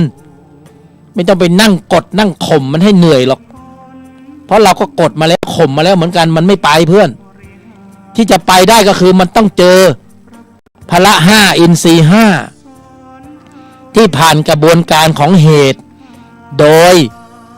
เหตุมันมีหลายเหตุนะต้องมีเหตุใดเหตุอะไรเหตุอะไรอีกอะเหตุโดยอริยมรรคมีองค์8เป็นธรรมที่ต้องกำหนดเจริญอะไรในชีวิตประจำวันที่ต้องกำหนดเจริญควบคุมการแสดงออกสำรวมระมัดระวังยังกุศลได้ถึงพร้อมทำจิตใจให้ขาวรอบอะไรล่ะเพื่อนโยนิโสมนสิยอมหยุดเย็นนิ่งในไม่โต้ตอบพร้อมสำหรับการรับกระทบทางทวารต่างๆพร้อมสำหรับการเสียหน้าเสียราคาเสียผลประโยชน์เสียความรู้สึกเป็นวิชาบังคับของวินัยโลกุตละจบไหมเพื่อนจบไปฟังอีกสัก100 รอบนะแล้วก็จะไปตีธรรมะแตกเองเราไม่รู้ว่าเราบรรยายไปอย่างเงี้ยเหมือนฝนที่โปรยปลายต้นไม้ต้นหญ้าที่กำลังต้องการน้ำสักเม็ด2 เม็ดนะฝนก็ตกไม่ทั่วฟ้าหมาก็เห่าไม่ทั่ววัดพ่อแม่รักลูกไม่เท่ากันผัวเมียก็ นะแต่การบรรยายอย่างเงี้ยมันก็โปรยไปไม่รู้ว่า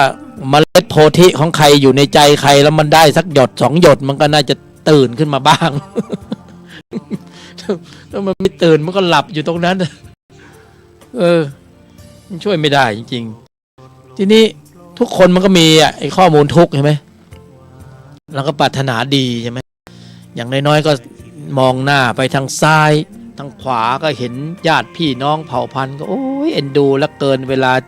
กระทบผัสสะเวทนาขึ้นควบคุมการแสดงออกไม่ได้ฉุนเฉียวเกี้ยวกาดเล่นเกมแล้วก็โมโหมันบ้าไปแล้วมันก็สมเพศเวทนาเพราะว่าอะไรเพราะมันเบรกอาการของจิตตัวนี้ไม่ได้มันไม่มีระบบเบรกเวลามันปล่อยเข้าไปอยู่ในสังคมมันก็โอ้โหอันตรายมากเลยคนแบบนี้ใช่ไหมมันก็ตัวใครตัวมันถ้าใครไปเจอก็โชคร้ายไปเพราะฉะนั้นในใจของทุกคนมันมีข้อมูลนี้อยู่แต่ธรรมชาติเขาเมตตาอยู่แล้วเขามีระบบแก้กันเราก็จะต้องหาวิธีว่าทำยังไงให้ระบบนี้มันฟื้นกำลังขึ้นมาให้พละ5อินทรีย์5ฟื้นกำลังเข้ามาเราถึงจะเห็นว่าโอ้พระทัยของพระบรมศาสดาใช่ไหมองค์เสด็จสัมมาสัมพุทธเจ้าพระองค์ท้อพระทัยนะเพราะธรรมที่พระองค์ตรัสรู้เนี่ยสุขุมลุ่มลึกละเอียดอ่อนหลายชั้นเชิงซ้อนปุถุชนคนธรรมดาสามัญทั่วไปที่มันยังไม่ถึงพร้อมมันเข้าไม่ถึงเข้าถึงยากแต่ก็มีอยู่นะที่มันยังพอจะเข้าใจได้นี่แหละความเมตตาของพระพุทธเจ้าพวกเราจะเห็นว่าต้องการให้เราพ้นจากอำนาจของพยามารต้องการให้พวกเราทั้งหลายนะเพื่อนออกจากเกมตอนนี้เราหลงเข้ามาในเกมแล้วเราไม่รู้ว่าที่มาเป็นยังไงที่ไปเป็นยังไงเราไม่รู้แต่มันเข้ามาอยู่กลางแล้วเนี่ยอยู่ตรงกลางเกมของมารเนี่ยแล้วข้อมูลในใจเราก็รักโลภโกรธหลงกินกามเกลียดขี้โกงมันก็มีอยู่เนี่ยจะเอายังไงกับมันดีอะเราก็ป่วยทางจิตแล้วนะตอนเนี้ยไม่ทำการรักษารักษาก็รักษาเก็บอนุรักษ์มันไว้แต่จะต้องแก้ไขทำยังไงอะธรรมชาติมีของแก้กันไปไล่มันดิบมันก็ไม่ยอมออกไปนั่งสมาธิกดมันก็มันยังอยู่อะทำไงดีอะมันแพ้ทางของจิตที่มีตนประกอบใช่ไหมก็เรามีจิตที่มีตัวประกอบและอะไรที่มันแพ้กันไงตัวประกอบมันแพ้มันจะว่าแพ้หรือชนะก็ไม่รู้แต่ว่าอำนาจการของจิตที่มีตนประกอบเนี่ยมีอำนาจการเหนือกว่าถ้ามีปริมาณข้อมูลของเหตุปัจจัยของแสงสว่างมากขึ้นความมืดมันก็ย่อมอันตรธานหายไปโดยอัตโนมัติของมันก็มีแค่นี้เองเราก็เพียงแค่สร้างเหตุสร้างปัจจัยให้แสงสว่างปรากฏความมืดมันก็ไปของมันเองไม่ต้องไปไล่มันนะมันไปของมันเองอย่างนี้ดีไหมเพื่อนว่าโอเคไหมแบบนี้ โอเคแต่ว่า โอเคแต่ว่าตอนนี้ยังไม่ได้ทำเพราะทำใดมันก็ไร้ค่าถ้าไม่ทำมันไม่มีใครช่วยใครได้เนี่ยนะถ้าพระบรมศาสดาเป่าเสกได้ก็ดีนะที่แต่ แต่พระองค์ทรงชี้แนวทางแล้วไงทุกคนต้องทำเองชงเองปรุงเองชงเองกินเองสัมผัสสภาวะเองแต่บอกวิธีการเนี่ยได้ไหมได้แล้วเรามีกายไหมมีอายตนะไหมมีสัญญาไหมมีรูปไหมมีเวทนาไหมมีสังขารไหมมีวิญญาณไม่มีหมดเลยมีขันธ์ห้าทุกกันหมดเลยทำไมจะปรุงกำลังของอริยมรรคไม่ได้นะเพราะอริยมรรคมีองค์8เป็นธรรมะสำหรับมนุษย์สำหรับคนที่มีกายสังขารเป็นมนุษย์กายอื่นมันปรุงไม่ได้นะเพื่อนเฉพาะกายมนุษย์เท่านั้นเห็นไหมก็บอกแล้วเราก็ลองผิดลองถูกมาเยอะเลยเพื่อนเอ้ยมันก็ไม่ได้สักทีอ่ะนี่ผ่านมาไม่รู้กี่สิบปีเราก็ได้มาแค่นี้นะเราก็จะแบ่งปันให้กับเพื่อนฟังแล้วเข้าท่าหรือเปล่าล่ะถ้ามันเข้าท่าก็นะใครจะคุยกับเราก็หมุนสายมาได้ลองดูสักหน่อยสัก2-3 สายสิมีเวลาแต่ให้นะใช้หมายเลข226-058เพื่อนถ้าจะคุยกับเรานะ226-058ในรายการธุรธรรมนำพ้นแต่เพื่อนถามให้มันตรงจะได้ประโยชน์มากที่สุดนะถ้าเราเป็นหมอนะเราก็เป็นเฉพาะทางนะเพื่อนเราเป็นอาจารย์หมอเฉพาะทางตอนจะเรียนสมัยก่อนอยากเป็นหมอแต่มันสอบไม่ติดเพื่อนเนี่ยไปติดรามคำแหงเลยไม่ได้เป็นหมอตอนนี้เป็นหมอทางจิตถ้าเราเป็นหมอสมมุตินะถ้าเราเป็นหมอก็เฉพาะทางเรื่องการปรุงกำลังของจิตที่มีองค์ประกอบด้วยกุศลในระดับชั้นของมรรคถ้าเพื่อนถามในกรอบนี้นะเพื่อนจะได้ประโยชน์มากที่สุดเพื่อนอย่าพาเราออกไปข้างนอกนะถามให้อยู่ในกรอบเนี่ยในกรอบนี้053-226-058ก็จะได้ประโยชน์สูงสุดถ้าพร้อมก็หมุนสายมาได้มีเวลาอีกครึ่งชั่วโมง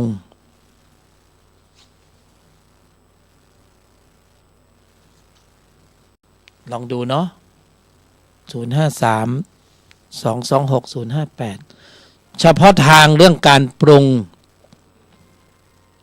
เพราะว่าต้องปรุงนะเพื่อนมรรคมีองค์8ต้องปรุงขึ้นมาจนมีพละมีกำลังแข็งแกร่งแข็งแรงแหมที่ไอ้ฝั่งตรงข้ามไอ้โทสะมันก็ปรุงเหมือนกันน่ะมันล่อตั้งแต่เห็นผิดเพ่งโทษผลประโยชน์โกรธเคืองฉุนเฉียวเกลี้ยวกล่อมขาดความเมตตาก็ปรุงเข้าไปมันไม่ปรุงก็ได้นะมันก็ปรุงเข้าไปเห็นไหมมันไม่มีตัวเบรก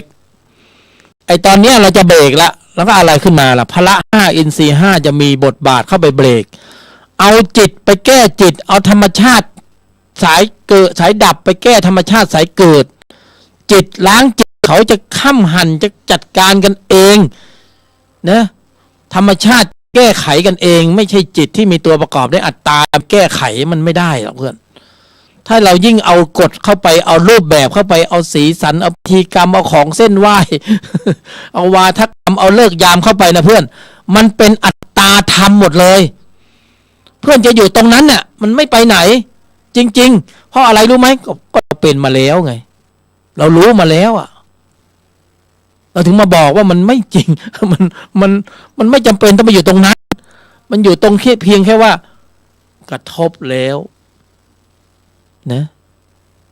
ยอมหยุดเย็นนิ่งในไม่โต้ตอบแค่นั้นแค่นั้นจริงๆธรรมะเขาจะแก้เขาเองแล้วออโต้เนี่ยนะธรรมะปฏิบัติเหมือนไม่ปฏิบัติเอาอย่างนั้นนะเพื่อนปฏิบัติก็คือไม่ปฏิบัติไม่ปฏิบัติก็คือปฏิบัติคือมันไม่มีอะไรให้ยึดมั่นถือมั่นเลยมีแต่ว่ารู้ควรในแต่ละวันมากระทบแล้วมันต้องส่งผลสู่พละ5ทันทีพอพละ5อินทรีย์5โตแค่กำเนิดกำลังแค่นั้นหลังจากนั้นก็ ไม่ต้องไปห่วงแล้ว จะเป็นจะตายไปเกิดภพไหนภูมิไหนไม่ต้องไปห่วงเขาแล้วเพราะกายธาตุกายเนื้ออย่างไงก็ต้องปรงทิ้งอยู่แล้วแต่ข้อมูลจิตที่ได้ไปจากการมีกายมนุษย์แล้วปรุงได้เนี่ยการแก้ไขแก้ตัวแก้ได้ในปัจจุบันเนี่ยไอ้ตรงนี้ต่างหากที่มันแน่นอนเพื่อนได้แล้วได้เลยสภาวะญาณนะเพื่อนมันไม่ใช่ฌานนะเข้าสู่ธรรมเที่ยงเขาเรียกธรรมเที่ยง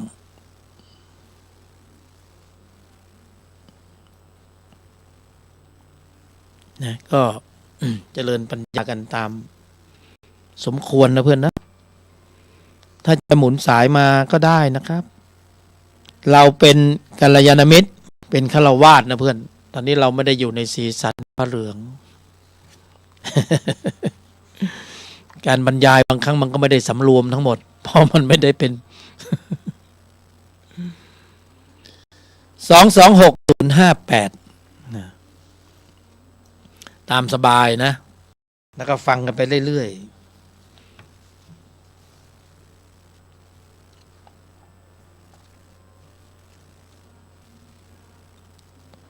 เพื่อจะได้มีมุมมีประเด็นมีมุมที่จะได้พูดคุยกันแบบต่อเนื่องให้ครบ2 ชั่วโมงธรรมเพราะว่าการสะสมชั่วโมงธรรมเนี่ยมันส่งผลโดยตรงอยู่แล้วพละ5ศรัทธาความเพียรสติสมาธิปัญญาอินทรีย์5แข็งแกร่งแข็งแรงเราต้องการให้พละ5เป็นอย่างนี้เพื่อนแข็งแกร่งแข็งแรงแหลมคมเท่าทันรอบรู้แยกแยะได้แยกแยะว่านี่มุติบัญญัตินะอย่าเอาเป็นเอาตายนี่เข้าสู่ธรรมที่เป็นโลกุตระนะล้วงลึกอะไรคือล้วงลึกไอ้ข้อมูลเก่าเพื่อนถอดถอนมันพละ5ที่โตก็ย่อมเป็น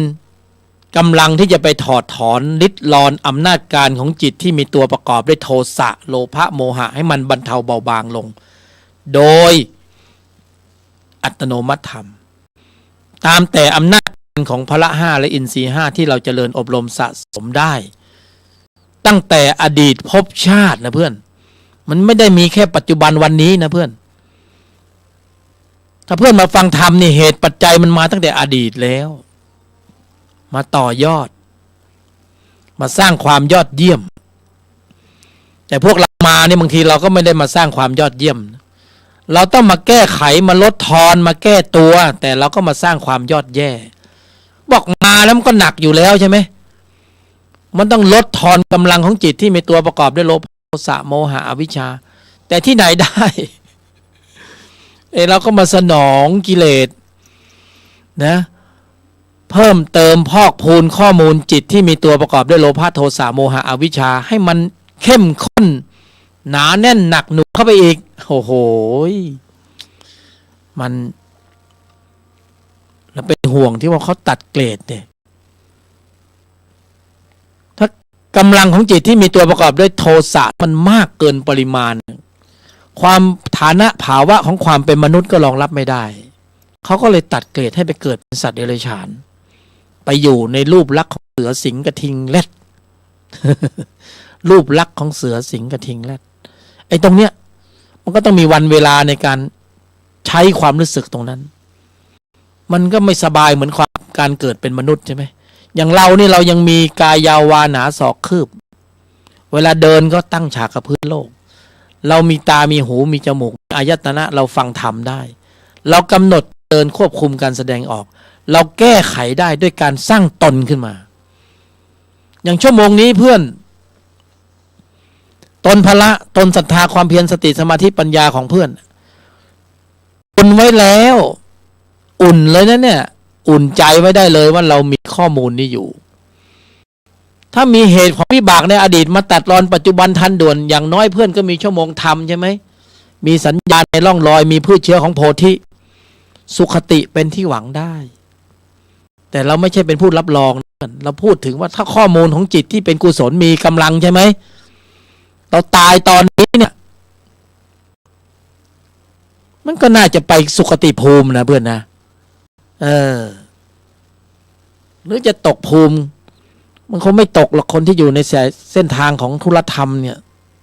ถ้าได้ปรุงกำลังของสูตร4 ยอโยนิโสมนสิการยอมหยุดเย็นนิ่งในไม่โต้ตอบในสถานการณ์หลายๆสถานการณ์ที่เพื่อนกระทบผัสสะแล้วนะเพื่อนควบคุมการแสดงออกได้1ขณะจิตขณะนั้นละ5อินทรีย์5ทำงานแล้วอริยมรรคมีองค์8ได้ทำภารกิจหน้าที่เสร็จสิ้นแล้ว1ขณะจิตขณะกระทบแล้วนิ่งถ้ากระทบแล้วเพื่อนไม่นิ่งน่ะนิ่งไม่ได้หยุดไม่ได้ยอมไม่ได้เย็นไม่ได้อัตตาขึ้นมานะขึ้นทิฏฐิขึ้นขณะนั้นเพื่อนกำลังติดลบไม่รู้จะลบยังไงแล้วเพราะภูมิมันจะตกลงไปตกภูมิเรียกตกภูมิเสียรังวัดหลงลืมสติตกภูมิเสียมาเสียราคาเสียผลประโยชน์ไม่ยอมไม่หยุดไม่เย็นมีอัตตามีมานะมีทิฏฐิตกภูมิเพื่อนทุกขติวินิบาตนรกอสุรกายสัตว์เดรัจฉานเป็นที่หวังได้ถ้าเราตายด้วยจิตดวงนี้นะมันไม่ไปที่ไหนเลยมันไม่มีสิทธิ์ไปที่อื่นธรรมชาติเขาเป็นอย่างนั้นเราก็ไม่รู้ว่าใครมาขีดกรอบออกแบบวางผังไว้อย่างนี้เราก็ไม่รู้เหมือนกันแต่ธรรมชาติมันมีอยู่มันเป็นอย่างนั้นเพราะฉะนั้นพระบรมศาสดาจึงตรัสให้เตือนพวกเราทั้งหลายว่าจงยังกุศลให้ถึงพร้อมตั้งมั่นอยู่ในความไม่ประมาทย่อส่วนของคำว่าไม่ประมาทก็คือไม่ประมาทต่อการกระทบผัสสะแล้วควบคุมระบบแสดงออกให้ได้ในการแสดงออกในแต่ละวาระแต่ละครั้งนั้นน่ะเพื่อนจะต้องปรับให้เป็นสัมมาความคิดการกระทำคำพูดมิฉะนั้นประมาทนะประมาทก็คือเหนื่อยแล้วใช่ไหมในโอกาสของพวกเราเนี่ยมันรู้ทำแล้วมันอยู่ยากเพราะเราขยับความคิดการกระทำคำพูดสักนิดสักหน่อยมันเป็นกรรมหมดเลยมันหนีไม่ออกรู้สูงก็ต้องรู้เสียวรู้ทำแล้วอยู่ยากเขาว่าอย่างเงี้ยเพราะว่าต้องสำรวมถึงที่สุดจริงๆการเกิดเป็นมนุษย์มันต้องไม่ใช่ของง่ายเลยนะเพื่อนแต่ที่เขาให้มาอย่างเนี้ยมันก็ต้องไม่ธรรมดาแล้วใช่ไหมถึงมาเกิดเป็นคนได้เป็นมนุษย์ได้เนี่ยมันต้องแน่จริงพอสมควรเลยใช่ไหมเพราะการเกิดแต่ละครั้งมันยากนะเหมือนที่ท่านเปรียบไว้เหมือนเต่าลอดบ่วงอะ100 ปีแล้วโผล่ขึ้นมาครั้งหนึ่งแล้วนั่นแหะการเกิดเป็นมนุษย์เราต้องเกิดให้ตรงบ่วงนะโอ้โหไม่อยากจะบรรยายเลยว่าโอ้โหมันเห็นภาพเลยใช่ไหมมันจะเป็นอย่างนั้นจริงๆไหมเนี่ยนี่เรามาถกกันนะเพื่อนเรามาเป็นกัลยาณมิตรเราก็มาทำวิจัยมาแบ่งปันกันนะเพื่อนก็ต้องใช้องค์ภูมิความรู้ของเพื่อนทุกคนนะถ้าเราพูดว่าแต่ละคนมากันแรงๆไม่แน่จริงมาเกิดเป็นมนุษย์ไม่ได้แสดงว่าทุกคนก็ต้องมีดีงั้นมีดีอะไรต้องเอาออกมาแบ่งกันอย่างเงี้ยเราดีอย่างเงี้ยเราเข้าใจว่ามันน่าจะจริงนั้นดีมีประโยชน์เราก็ไม่ได้พาเพื่อนออกทะเลนะเราคิดว่าน่าจะพาขึ้นฝั่งได้เพราะอย่างน้อยเส้นทางของการเจริญอบรมศึกษาปฏิบัติเนี่ยเราก็ลองผิดลองถูกมาก็ไม่น้อยเหมือนกันเพราะฉะนั้นไม่ได้มองว่าจะต้องผลประโยชน์จ๋าไม่ใช่แล้วชั้นนี้เล่นผลบารมีล้วนๆไม่ต้องพูดถึงผลประโยชน์แต่ถามว่ามีไหมมีพอสมควรอยากได้ไหมถ้าเขาให้เราก็เอา จะประมาณนี้หรือเปล่าดังนั้นในแต่ละวันเนี่ยนะเราต้องเก็บชั่วโมงละเพื่อนต้องวางแผนในการดำเนินในกิจที่เรียกว่าธุรธรรมในภายในโลกภายนอกมันต้องทำอยู่แล้วกินสูบดื่มเสพหน้าที่การงานเหตุปัจจัย4เนี่ยต้องแสวงหาต้องทำอยู่แล้วแต่ธุรธรรมในภายในเนี่ยมันคล้องกันเพราะเป็นเรื่องของธรรมในภายใน ถ้าเพื่อนปรุงแต่งธุรธรรมในภายในอยู่พละห้าอินทรีย์ห้าขับเคลื่อนกำลังกำหนดหมายควบคุมการแสดงออกภายนอกเพื่อนก็ทำงานไปสิไม่เห็นค้านแย้งกันเลยเพราะธรรมชั้นนี้เป็นเรื่องของธุรธรรมในภายในตื่นแล้วยังเพื่อนตื่นแล้วยัง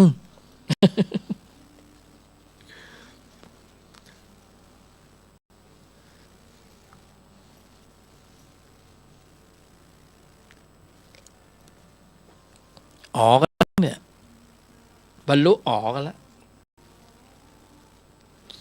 อ๋อแล้วต้องเอาไปทำนะทำใดก็ไร้ค่าถ้าไม่ทำอะไรอะไปทำตรงไหนอะพอถึงตรงนี้เพื่อนไม่ต้องไปพูดถึงอะไรมากแล้วทุกที่ทุกแห่งที่มีจุดกระทบสัมผัสนั่นคือสนามสอบนั่นคือข้อสอบคืออุปกรณ์คือเครื่องฝึก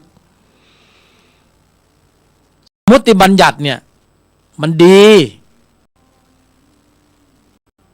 เพราะมันมีจุดกระทบมีผัสสะไว้สอบเอาไว้ลองเอาไว้สร้างกำลังของพละเอาไว้ลดทอนพระโตขึ้นก็จะไปลดทอน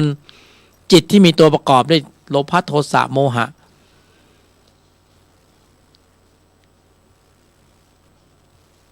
กงล้อแห่งธรรมจักรในภายในเนี่ยไม่มีใครรู้ว่าเราทำอะไรอยู่นอกเครื่องแบบ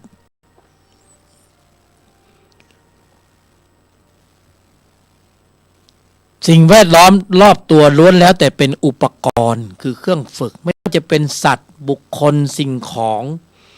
เรื่องราวต่างๆหมู่กลุ่มที่ทำงานข้อสอบหมดเลยเพื่อนตั้งสูตรเข้าไปอยู่ข้างในใจลึกๆโยนิโสมนสิการยอมหยุดเย็นนิ่งในไม่โต้ตอบทุกสถานการณ์เพราะตอนนี้เราต้องคัดการแสดงออกแล้วก่อนที่จะมีการกระทบผัสสะขณะกระทบผัสสะเป็นการส่งผลเหตุปัจจัยแห่งวิบากทำให้เราต้องได้ยินอย่างนี้ได้กลิ่นอย่างนี้ได้เห็นอย่างนี้ได้รู้รสอย่างนี้ได้รับรู้เรื่องราวอย่างนี้เพราะมันมีเหตุมาแล้วส่วนหนึ่งเป็นเหตุปัจจัยของอดีตส่งผลเป็นวิบากจิตมันไม่ทั้งหมดแต่ภายหลังจากการกระทบหรือขณะกระทบผัสสะเนี่ยมันจะต้องอนุมัติการแสดงออก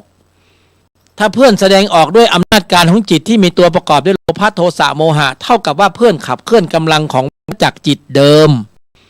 มันจะทำให้เพื่อนนั้นม้วนเข้าสู่วังวนแห่งวัฏฏะเหมือนเดิมแต่กระทบผัสสะแล้วอนุมัติการแสดงออกด้วยการขับเคลื่อนกำลังควบคุมการแสดงออกด้วยกำลังจิตของพละห้าและอินทรีย์ห้ามันจะเป็นกระบวนการในการผลิตกำลังของธรรมะสายพละห้าและอินทรีย์ห้าจะโตขึ้นเพราะการควบคุมการแสดงออกนั้นเป็นหน้าที่ของพละห้าและอินทรีย์ห้าการไหลลื่นตามกระแสสัมผัสโดยที่ต้องตื่นรู้อะไรสักอย่างเนี่ยเป็นหน้าที่ของจิตที่มีตัวประกอบด้วยโลภะโทสะโมหะอวิชชาเป็นธรรมะสายเกิดหลังจากนั้นผลต่างๆเพื่อนก็รับเอาเองแล้วกันที่เราแสบเผ็ดแสบร้อนเราทุกข์ก็เพราะเราก็ไม่เคยสำรวมมาก่อนวันนี้เรารู้แล้วเราตื่นแล้วเราเข้าใจแล้วว่าสภาวะของธรรมชาติเป็นอย่างนี้ย่อให้สั้นที่สุดแล้วสำหรับการควบคุมการแสดงออกที่พระบรมศาสดาตรัสไว้ชัดเจนตรงนั้นแหละยังกุศลให้ถึงพร้อมไม่ทำบาปทั้งปวงทำจิตใจให้รอบอยู่ในสูตร4 ยอนี้เพราะรัดสั้นที่สุดสำหรับการใช้ในชีวิตประจำวันเพราะข้อความของเหตุปัจจัยของธรรมะมีมากเราก็จำไม่ได้เราก็ตั้งลำไม่ได้เวลากระทบผัสสะแล้วเราหลุดไปแล้วเราก็ไม่รู้ว่าจะตั้งลำด้วยเขาเรียกนักมวยอ่ะที่มีท่าทางไม่รู้จะตั้งการ์ดแบบไหนดีก็เพราะมันโดนสอยไปแล้วใช่ไหมยังไม่ทันได้ตั้งการ์ดก็เดินเสยปลายคางเข้าไปแล้ว1 ดอกมันก็เป๋ไปแล้วหลังจากนั้นกูโดนหน้ากูโดนต่อยเสียหน้าเสียราคาเสียความรู้สึก ใครมาทำกูมันขึ้นแล้ว ถ้ามันขึ้นถึงตรงนี้ได้ก็โอ้โหจบแล้วเพื่อนแก๊งมันจะมาละโลภะโทสะโมหะอวิชชากิเลสกรรมวิบากหมุนเวียนอยู่ตรงนั้นมันก็มีแค่นี้เองมันไม่ได้มีอะไรมากไปกว่านี้แล้วมีแค่นี้เอง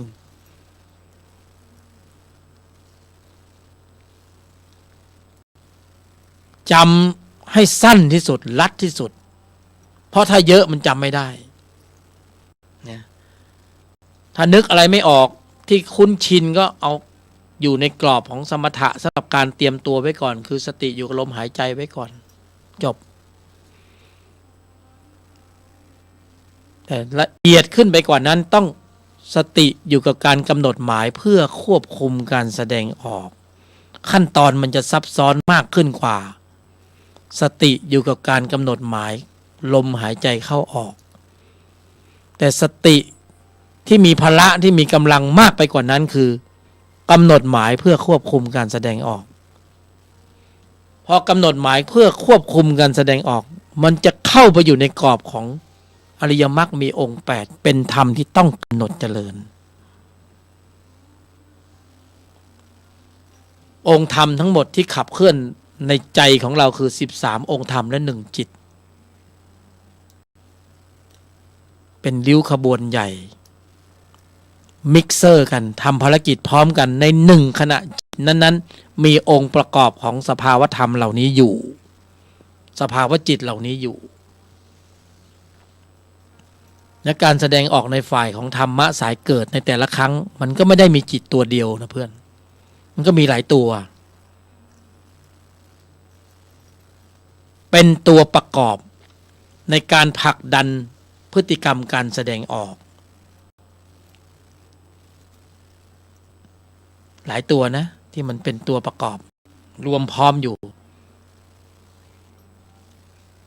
นี่แหละคือคำว่าเราผ่าแล้วแยกแล้วชั้นตัวธรรมะสายเกิดเวลาเพื่อนบรรยายเพื่อนจะใช้คำว่าธรรมชั้นตัวก็หมายถึงตัวโลภะโทสะโมหะอวิชชาธรรมสายดับหมายถึงจิตที่มีตนประกอบด้วยตนศรัทธาความเพียรตนสติตนสมาธิตนแห่งปัญญา1ตัว1ตนรวมกันอยู่บ้านเดียวกันรวมเรียกว่าเราแยกให้ออกตรงนี้ให้เห็นว่านี่คือการขับเคลื่อนตัวหรือขับเคลื่อนตนให้เครดิตชั้นตัวหรือว่าชั้นตนเนี่ยให้เครดิตชั้นไหนมากกว่าควรจะให้ความสำคัญแก่จิตชั้นไหนมากกว่าในยุคที่มีกายสังขารเป็นมนุษย์ควรแก่การปรุงกำลังจิตชั้นไหนถ้าเพื่อนเกิดมาในชาตินี้เพื่อนมีตัวและมีตนอยู่ในใจพร้อมมูลเดี๋ยวเพื่อนไม่รู้ไม่เห็นไม่เข้าใจเลยในจิตที่มีตนประกอบว่าเขาเนี่ยเป็นธรรมชาติชนิดหนึ่งมีสภาวะเป็นอย่างไรมีคุณูปการเป็นอย่างไรแล้วไม่ได้ปรุงกำลังของจิตชั้นนี้เลยเนี่ยเสียโอกาสอย่างร้ายแรง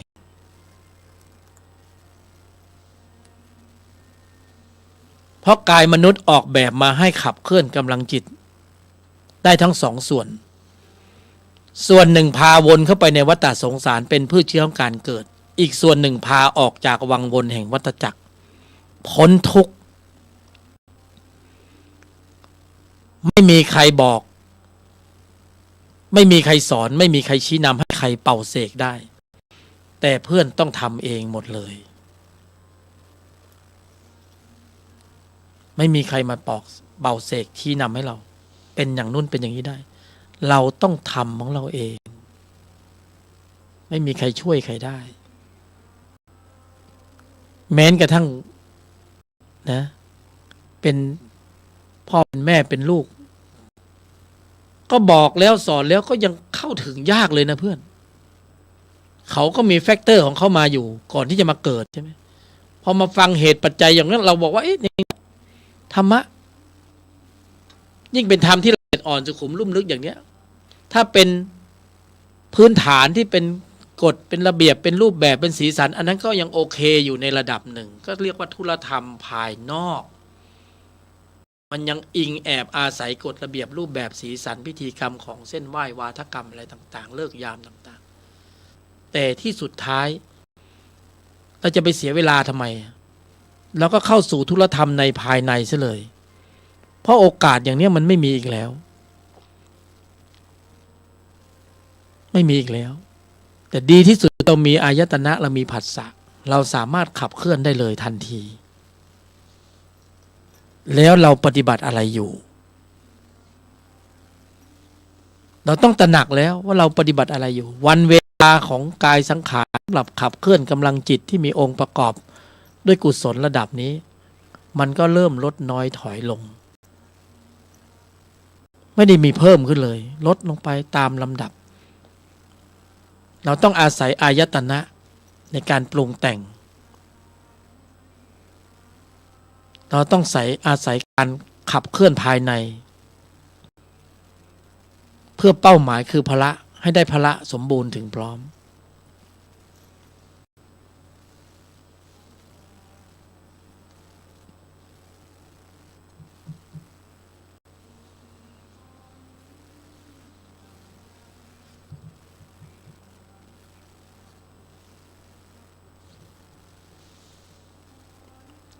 เหลือเวลา13 นาทีทองนะไม่มีใครหมุนสายจริงๆด้วยนะเนี่ย226-058จะได้ประโยชน์มากนะถามในกรอบเวลามาหาหมอก็ต้องบอกหมอให้ตรงโลกเฉพาะทางเรื่องการปรุงกำลังของมรรคถ้าเราคิดว่าเราหลงทางหรือเปล่าเนี่ยเราก็ไปเทียบเคียงเข้าไปในบัญญัตินะเพื่อน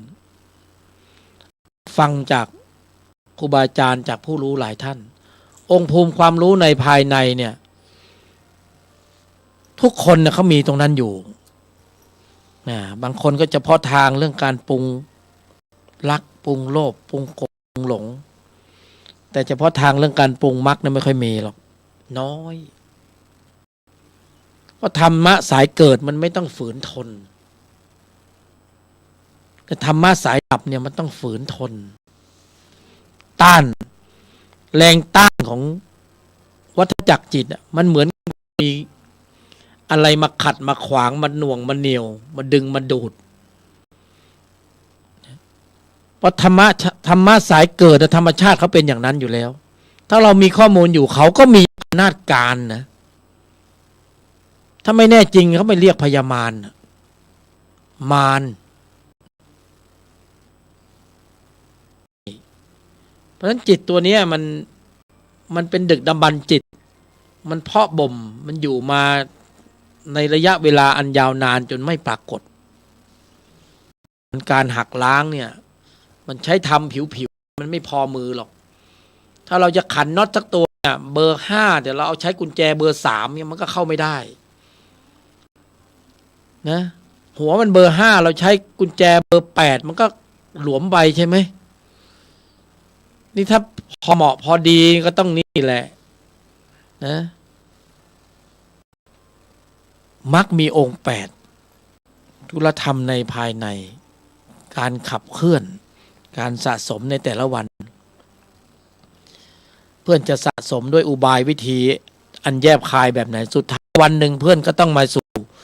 การพิสูจน์ทราบในการกระทบผัสสะถ้าเราทำได้หรือไม่ได้เรานิ่งเลยตื่นรู้เท่าทันอันนั้นน่ะได้ผลแต่ถ้าผัสสะแล้วเราก็ยัง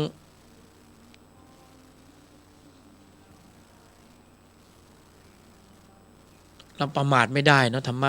สายเกิดอัตตามานะทิฏฐินี่โอ้โหมันสุดยอดจริงๆโชคดีที่ธรรมะมีของแก้กันนะการแก้ไขด้วย ตนพละอย่างเดียวเราก็พยายามมาหลายตนหลายครั้ง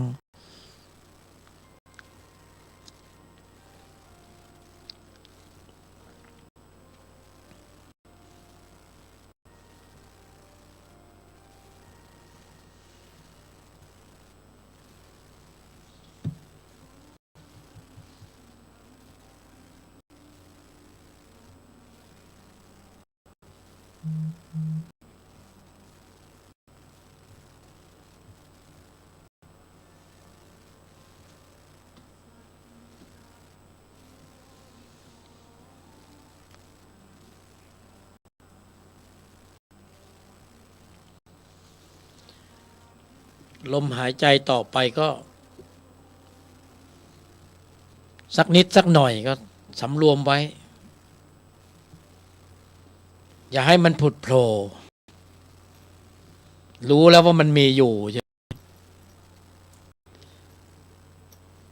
มันก็มีอุบายบางอย่างที่เป็นส่วนในการเอื้อประโยชน์นะเช่นการภาวนามนอย่างนี้นะอันนี้ก็อุ่นเครื่องไว้ก่อนอุ่นเครื่องไว้สติอยู่กับลมหายใจเข้าออกหรือพุทโธนี่นะอุ่นเครื่องไว้ก่อนเป้าหมายคือพร้อมสำหรับการรับกระทบมันไม่ใช่อุ่นเครื่องแล้วก็อุ่นอยู่ตรงนั้นไม่ใช่มันต่อไปนี่มันจะต้องผัสสะก็ต้องเตรียมไว้เลยต้องวางผังไว้เลยว่าผัสสะเนี่ยถ้ามัน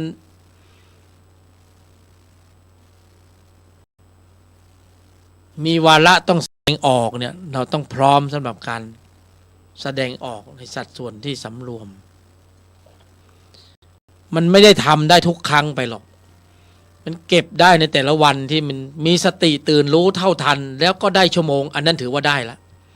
เพราะจะผูกว่ามัน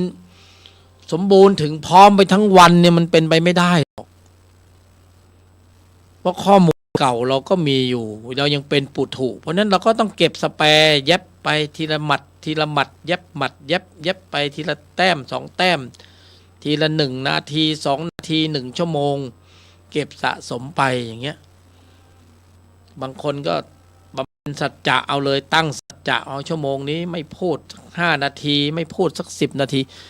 หวังเพียงแค่สติตื่นรู้ว่าอยู่ในกรอบของการปฏิบัติการอันนี้ถือว่าโอเคแล้วไอ้ส่วนจะทำได้หรือไม่ได้นั่นน่ะมันก็อีกเรื่องหนึ่งอ่ะเพื่อนนะตามเหตุตามปัจจัยเจริญธรรมครับอยากจะมาสักการพระคุณเจ้าค่ะที่ฉันฟังแล้วมีความซาบซึ้งมันแน่นมากเลยค่ะว่ามาเห็นทั่วของขันธ์ 5ทางตาทางหูทางจมูกทางลิ้นกายฉันมันรวมกันแล้วอาศัยกายอยู่นะคะ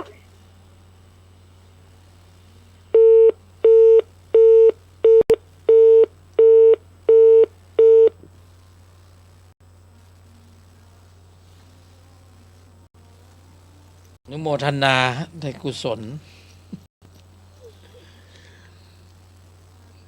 นะมีผู้ที่เฝ้าฟังอยู่มาตอนที่รายการจะยังพอมีเวลาอยู่อีก6 นาทีเอาใหม่คุณแม่เอาใหม่เชิญครับเชิญที่ฉันมันเปลี่ยนค่าแต่ไอ้เพิ่งเปลี่ยนอ่ะมันยังไม่สมบูรณ์คือให้เห็นทั่วของขันธ์ 5มากๆแยกหน้าที่อายตนะเนี่ยมันเด็ดเลยค่ะแล้วก็มาประกอบกับที่พระคุณเจ้าแนะเรื่องหยุดด้วยค่ะโอ้โหมันเร็วมากเลยจิตค่ะได้ผล10,000%1,000,000%เพราะว่ามีมิจฉาทิฏฐินี่แหละเป็นตัวพูดแต่ตาหูจมูกไอ้ตาหูจมูกลิ้นพวกนี้มันเห็นได้หมดนะจมูกก็เห็นไม่ได้ตาก็เห็นไม่ได้เพราะว่ามันเป็นเพียงแต่รูปเท่านั้นน่ะตาคือผู้เห็นเป็นนามธรรมคนมันก็แยกออกไม่ได้มันเห็นมันเอาตานี่เป็นตาเนื้อนี่เป็นที่การเห็นเลยนะคะพระคุณเจ้าว่าแต่นี้ไอ้ขันธ์ 5นี่มันเป็นมาจริงๆมันล้างผลาญความดีมันเป็นตัวยืนอับตายชัดเลยค่ะเพราะมัน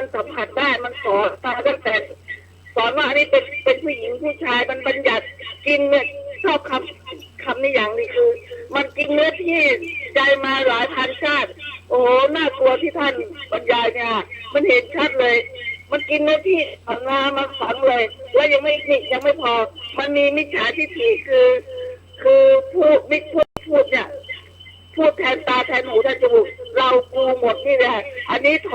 ต้องถอดรูปตัวนี้ออกก่อนมันยากเลยเกินในตัวเนี้ยมันคอยพูดคอยจ้องคอยฟังตลอดเวลาถ้าเราไม่แยกหน้าที่ของอายตนะแต่ละทวารเนี่ยฮะเราจะไม่รู้ความจริงเลยค่ะเพราะมันก้าวไก่ตาเห็นสีอย่างเดียวมันพูดว่ากูเห็นมึงเดินกูเห็นคนนั้นสวยอันนี้หาที่ผิดชัดเจนขอบพระคุณเจ้าค่ะกราบขอบพระคุณค่ะสวัสดีค่ะ สมบูรณ์ด้วยเหตุผลครับคุณแม่ สมบูรณ์ด้วยเหตุผล นี่ดิฉันประสบดิฉันใช้อนา ดี ค ฮะ ต ดี นะ ดี พระคุณ ดี เจ้า ดี คือหายใจเข้าออกนี่นะไม่เอาที่จมูกเลยนะคะไม่เอา ครับ เอาที่หัวใจได้เวลาเรากั้นใจนี่มันอึดอัดตัวอึดอัดนั่นคือใจเราค่ะดิฉันเพ่งตรงนี้พอเรากั้นใจลมหายใจเข้าไม่ได้คือใจมันอัดทันทีเลยอึดอัดเพราะไม่มีลมแต่ถ้าประกอบด้วยความโกรธนี่นะมันจะทำให้มันเป็นบีบใจให้ใจนี่ไปตามมันโอ้โหน่ากลัวมากพระคุณเจ้าค่ะ ครับ ลมหายใจให้ต่อเนื่องเลยค่ะลมหายใจต่อเนื่องมันเขาเรียกว่าสมาธิเข้าบัคมีองค์แปดเพราะสมาธิเป็นองค์ที่แปดมีบริวาร7 ข้อนี้พร้อมพึกเลยกับพระคุณเจ้าค่ะถ้าเราเจาะที่หัวใจเนี่ยนะในขณะที่ดิฉันพูดกับพระคุณเจ้าเนี่ยลมหายใจมันจะหยุดทันทีค่ะเขาพูดก้อนหนึ่งขนาดจริงที่ใจนี่จะพูดกระทำทั้งหมดเลยจริงๆพูดเร็วมากถ้าเราใจต่อเนื่องนะคะถ้ามันขาดเวลานั่นแหละกิเลสจะแก้ทุกครั้งเลยค่ะ เราต้องเจาะตรงนี้ถ้าเราเอาลมหายใจที่จมูกให้มันกายจมูกไม่รูปร่างรูปเป็นอย่างเดียวเป็นนามธรรมไม่ใช่จมูกอันนี้ดั้งอันนี้คือกายมันทำเป็นโพรงขึ้นมาเพื่อให้หายใจเข้าออกมันติดเนี่ยค่ะติดเรื่องรูปกายเนี่ยค่ะมันแยกไม่ออกเรื่องธาตุสีแต่น่ากลัวมากขอกราบขอบพระคุณอย่างสูงนะคะที่ได้ให้คำแนะ อนุ นำ โมทนาครับคุณแม่อนุโมทนา โอทนาเช่นกันค่ะ ครั ขอบบ พระคุณ ครับ เจ้าอย่างสูงค่ะ ที่ได้โปรดพวก อนุโมทนา หมดเวลาพอดี สมบูรณ์ด้วยเหตุผล เจ้าเยอะเลยค่ะสวัสดีค่ะกราบนมัสการค่ะสวัสดีค่ะ สมบูรณ์ด้วยเหตุผล คุณแม่ก็สาธยายสภาวธรรมให้ฟังได้ดำเนินแล้วได้ลำดับแล้วได้พูดแล้ว ตามเหตุตามปัจจัยขออนุโมทนาในกำลังของจิตที่มีองค์ประกอบด้วยกุศลเป็นอันมาก ที่ได้เจริญเกิดขึ้นในใจของเพื่อนกัลยาณมิตรทุกรูปทุกนามก็หมดเวลาพอดี แล้วก็ถ้าสายด่วนธรรมปฏิบัติผู้บรรยายยกธรรมเพื่อนกัลยาณมิตร095-143-1989ขออนุโมทนาสาธุครับ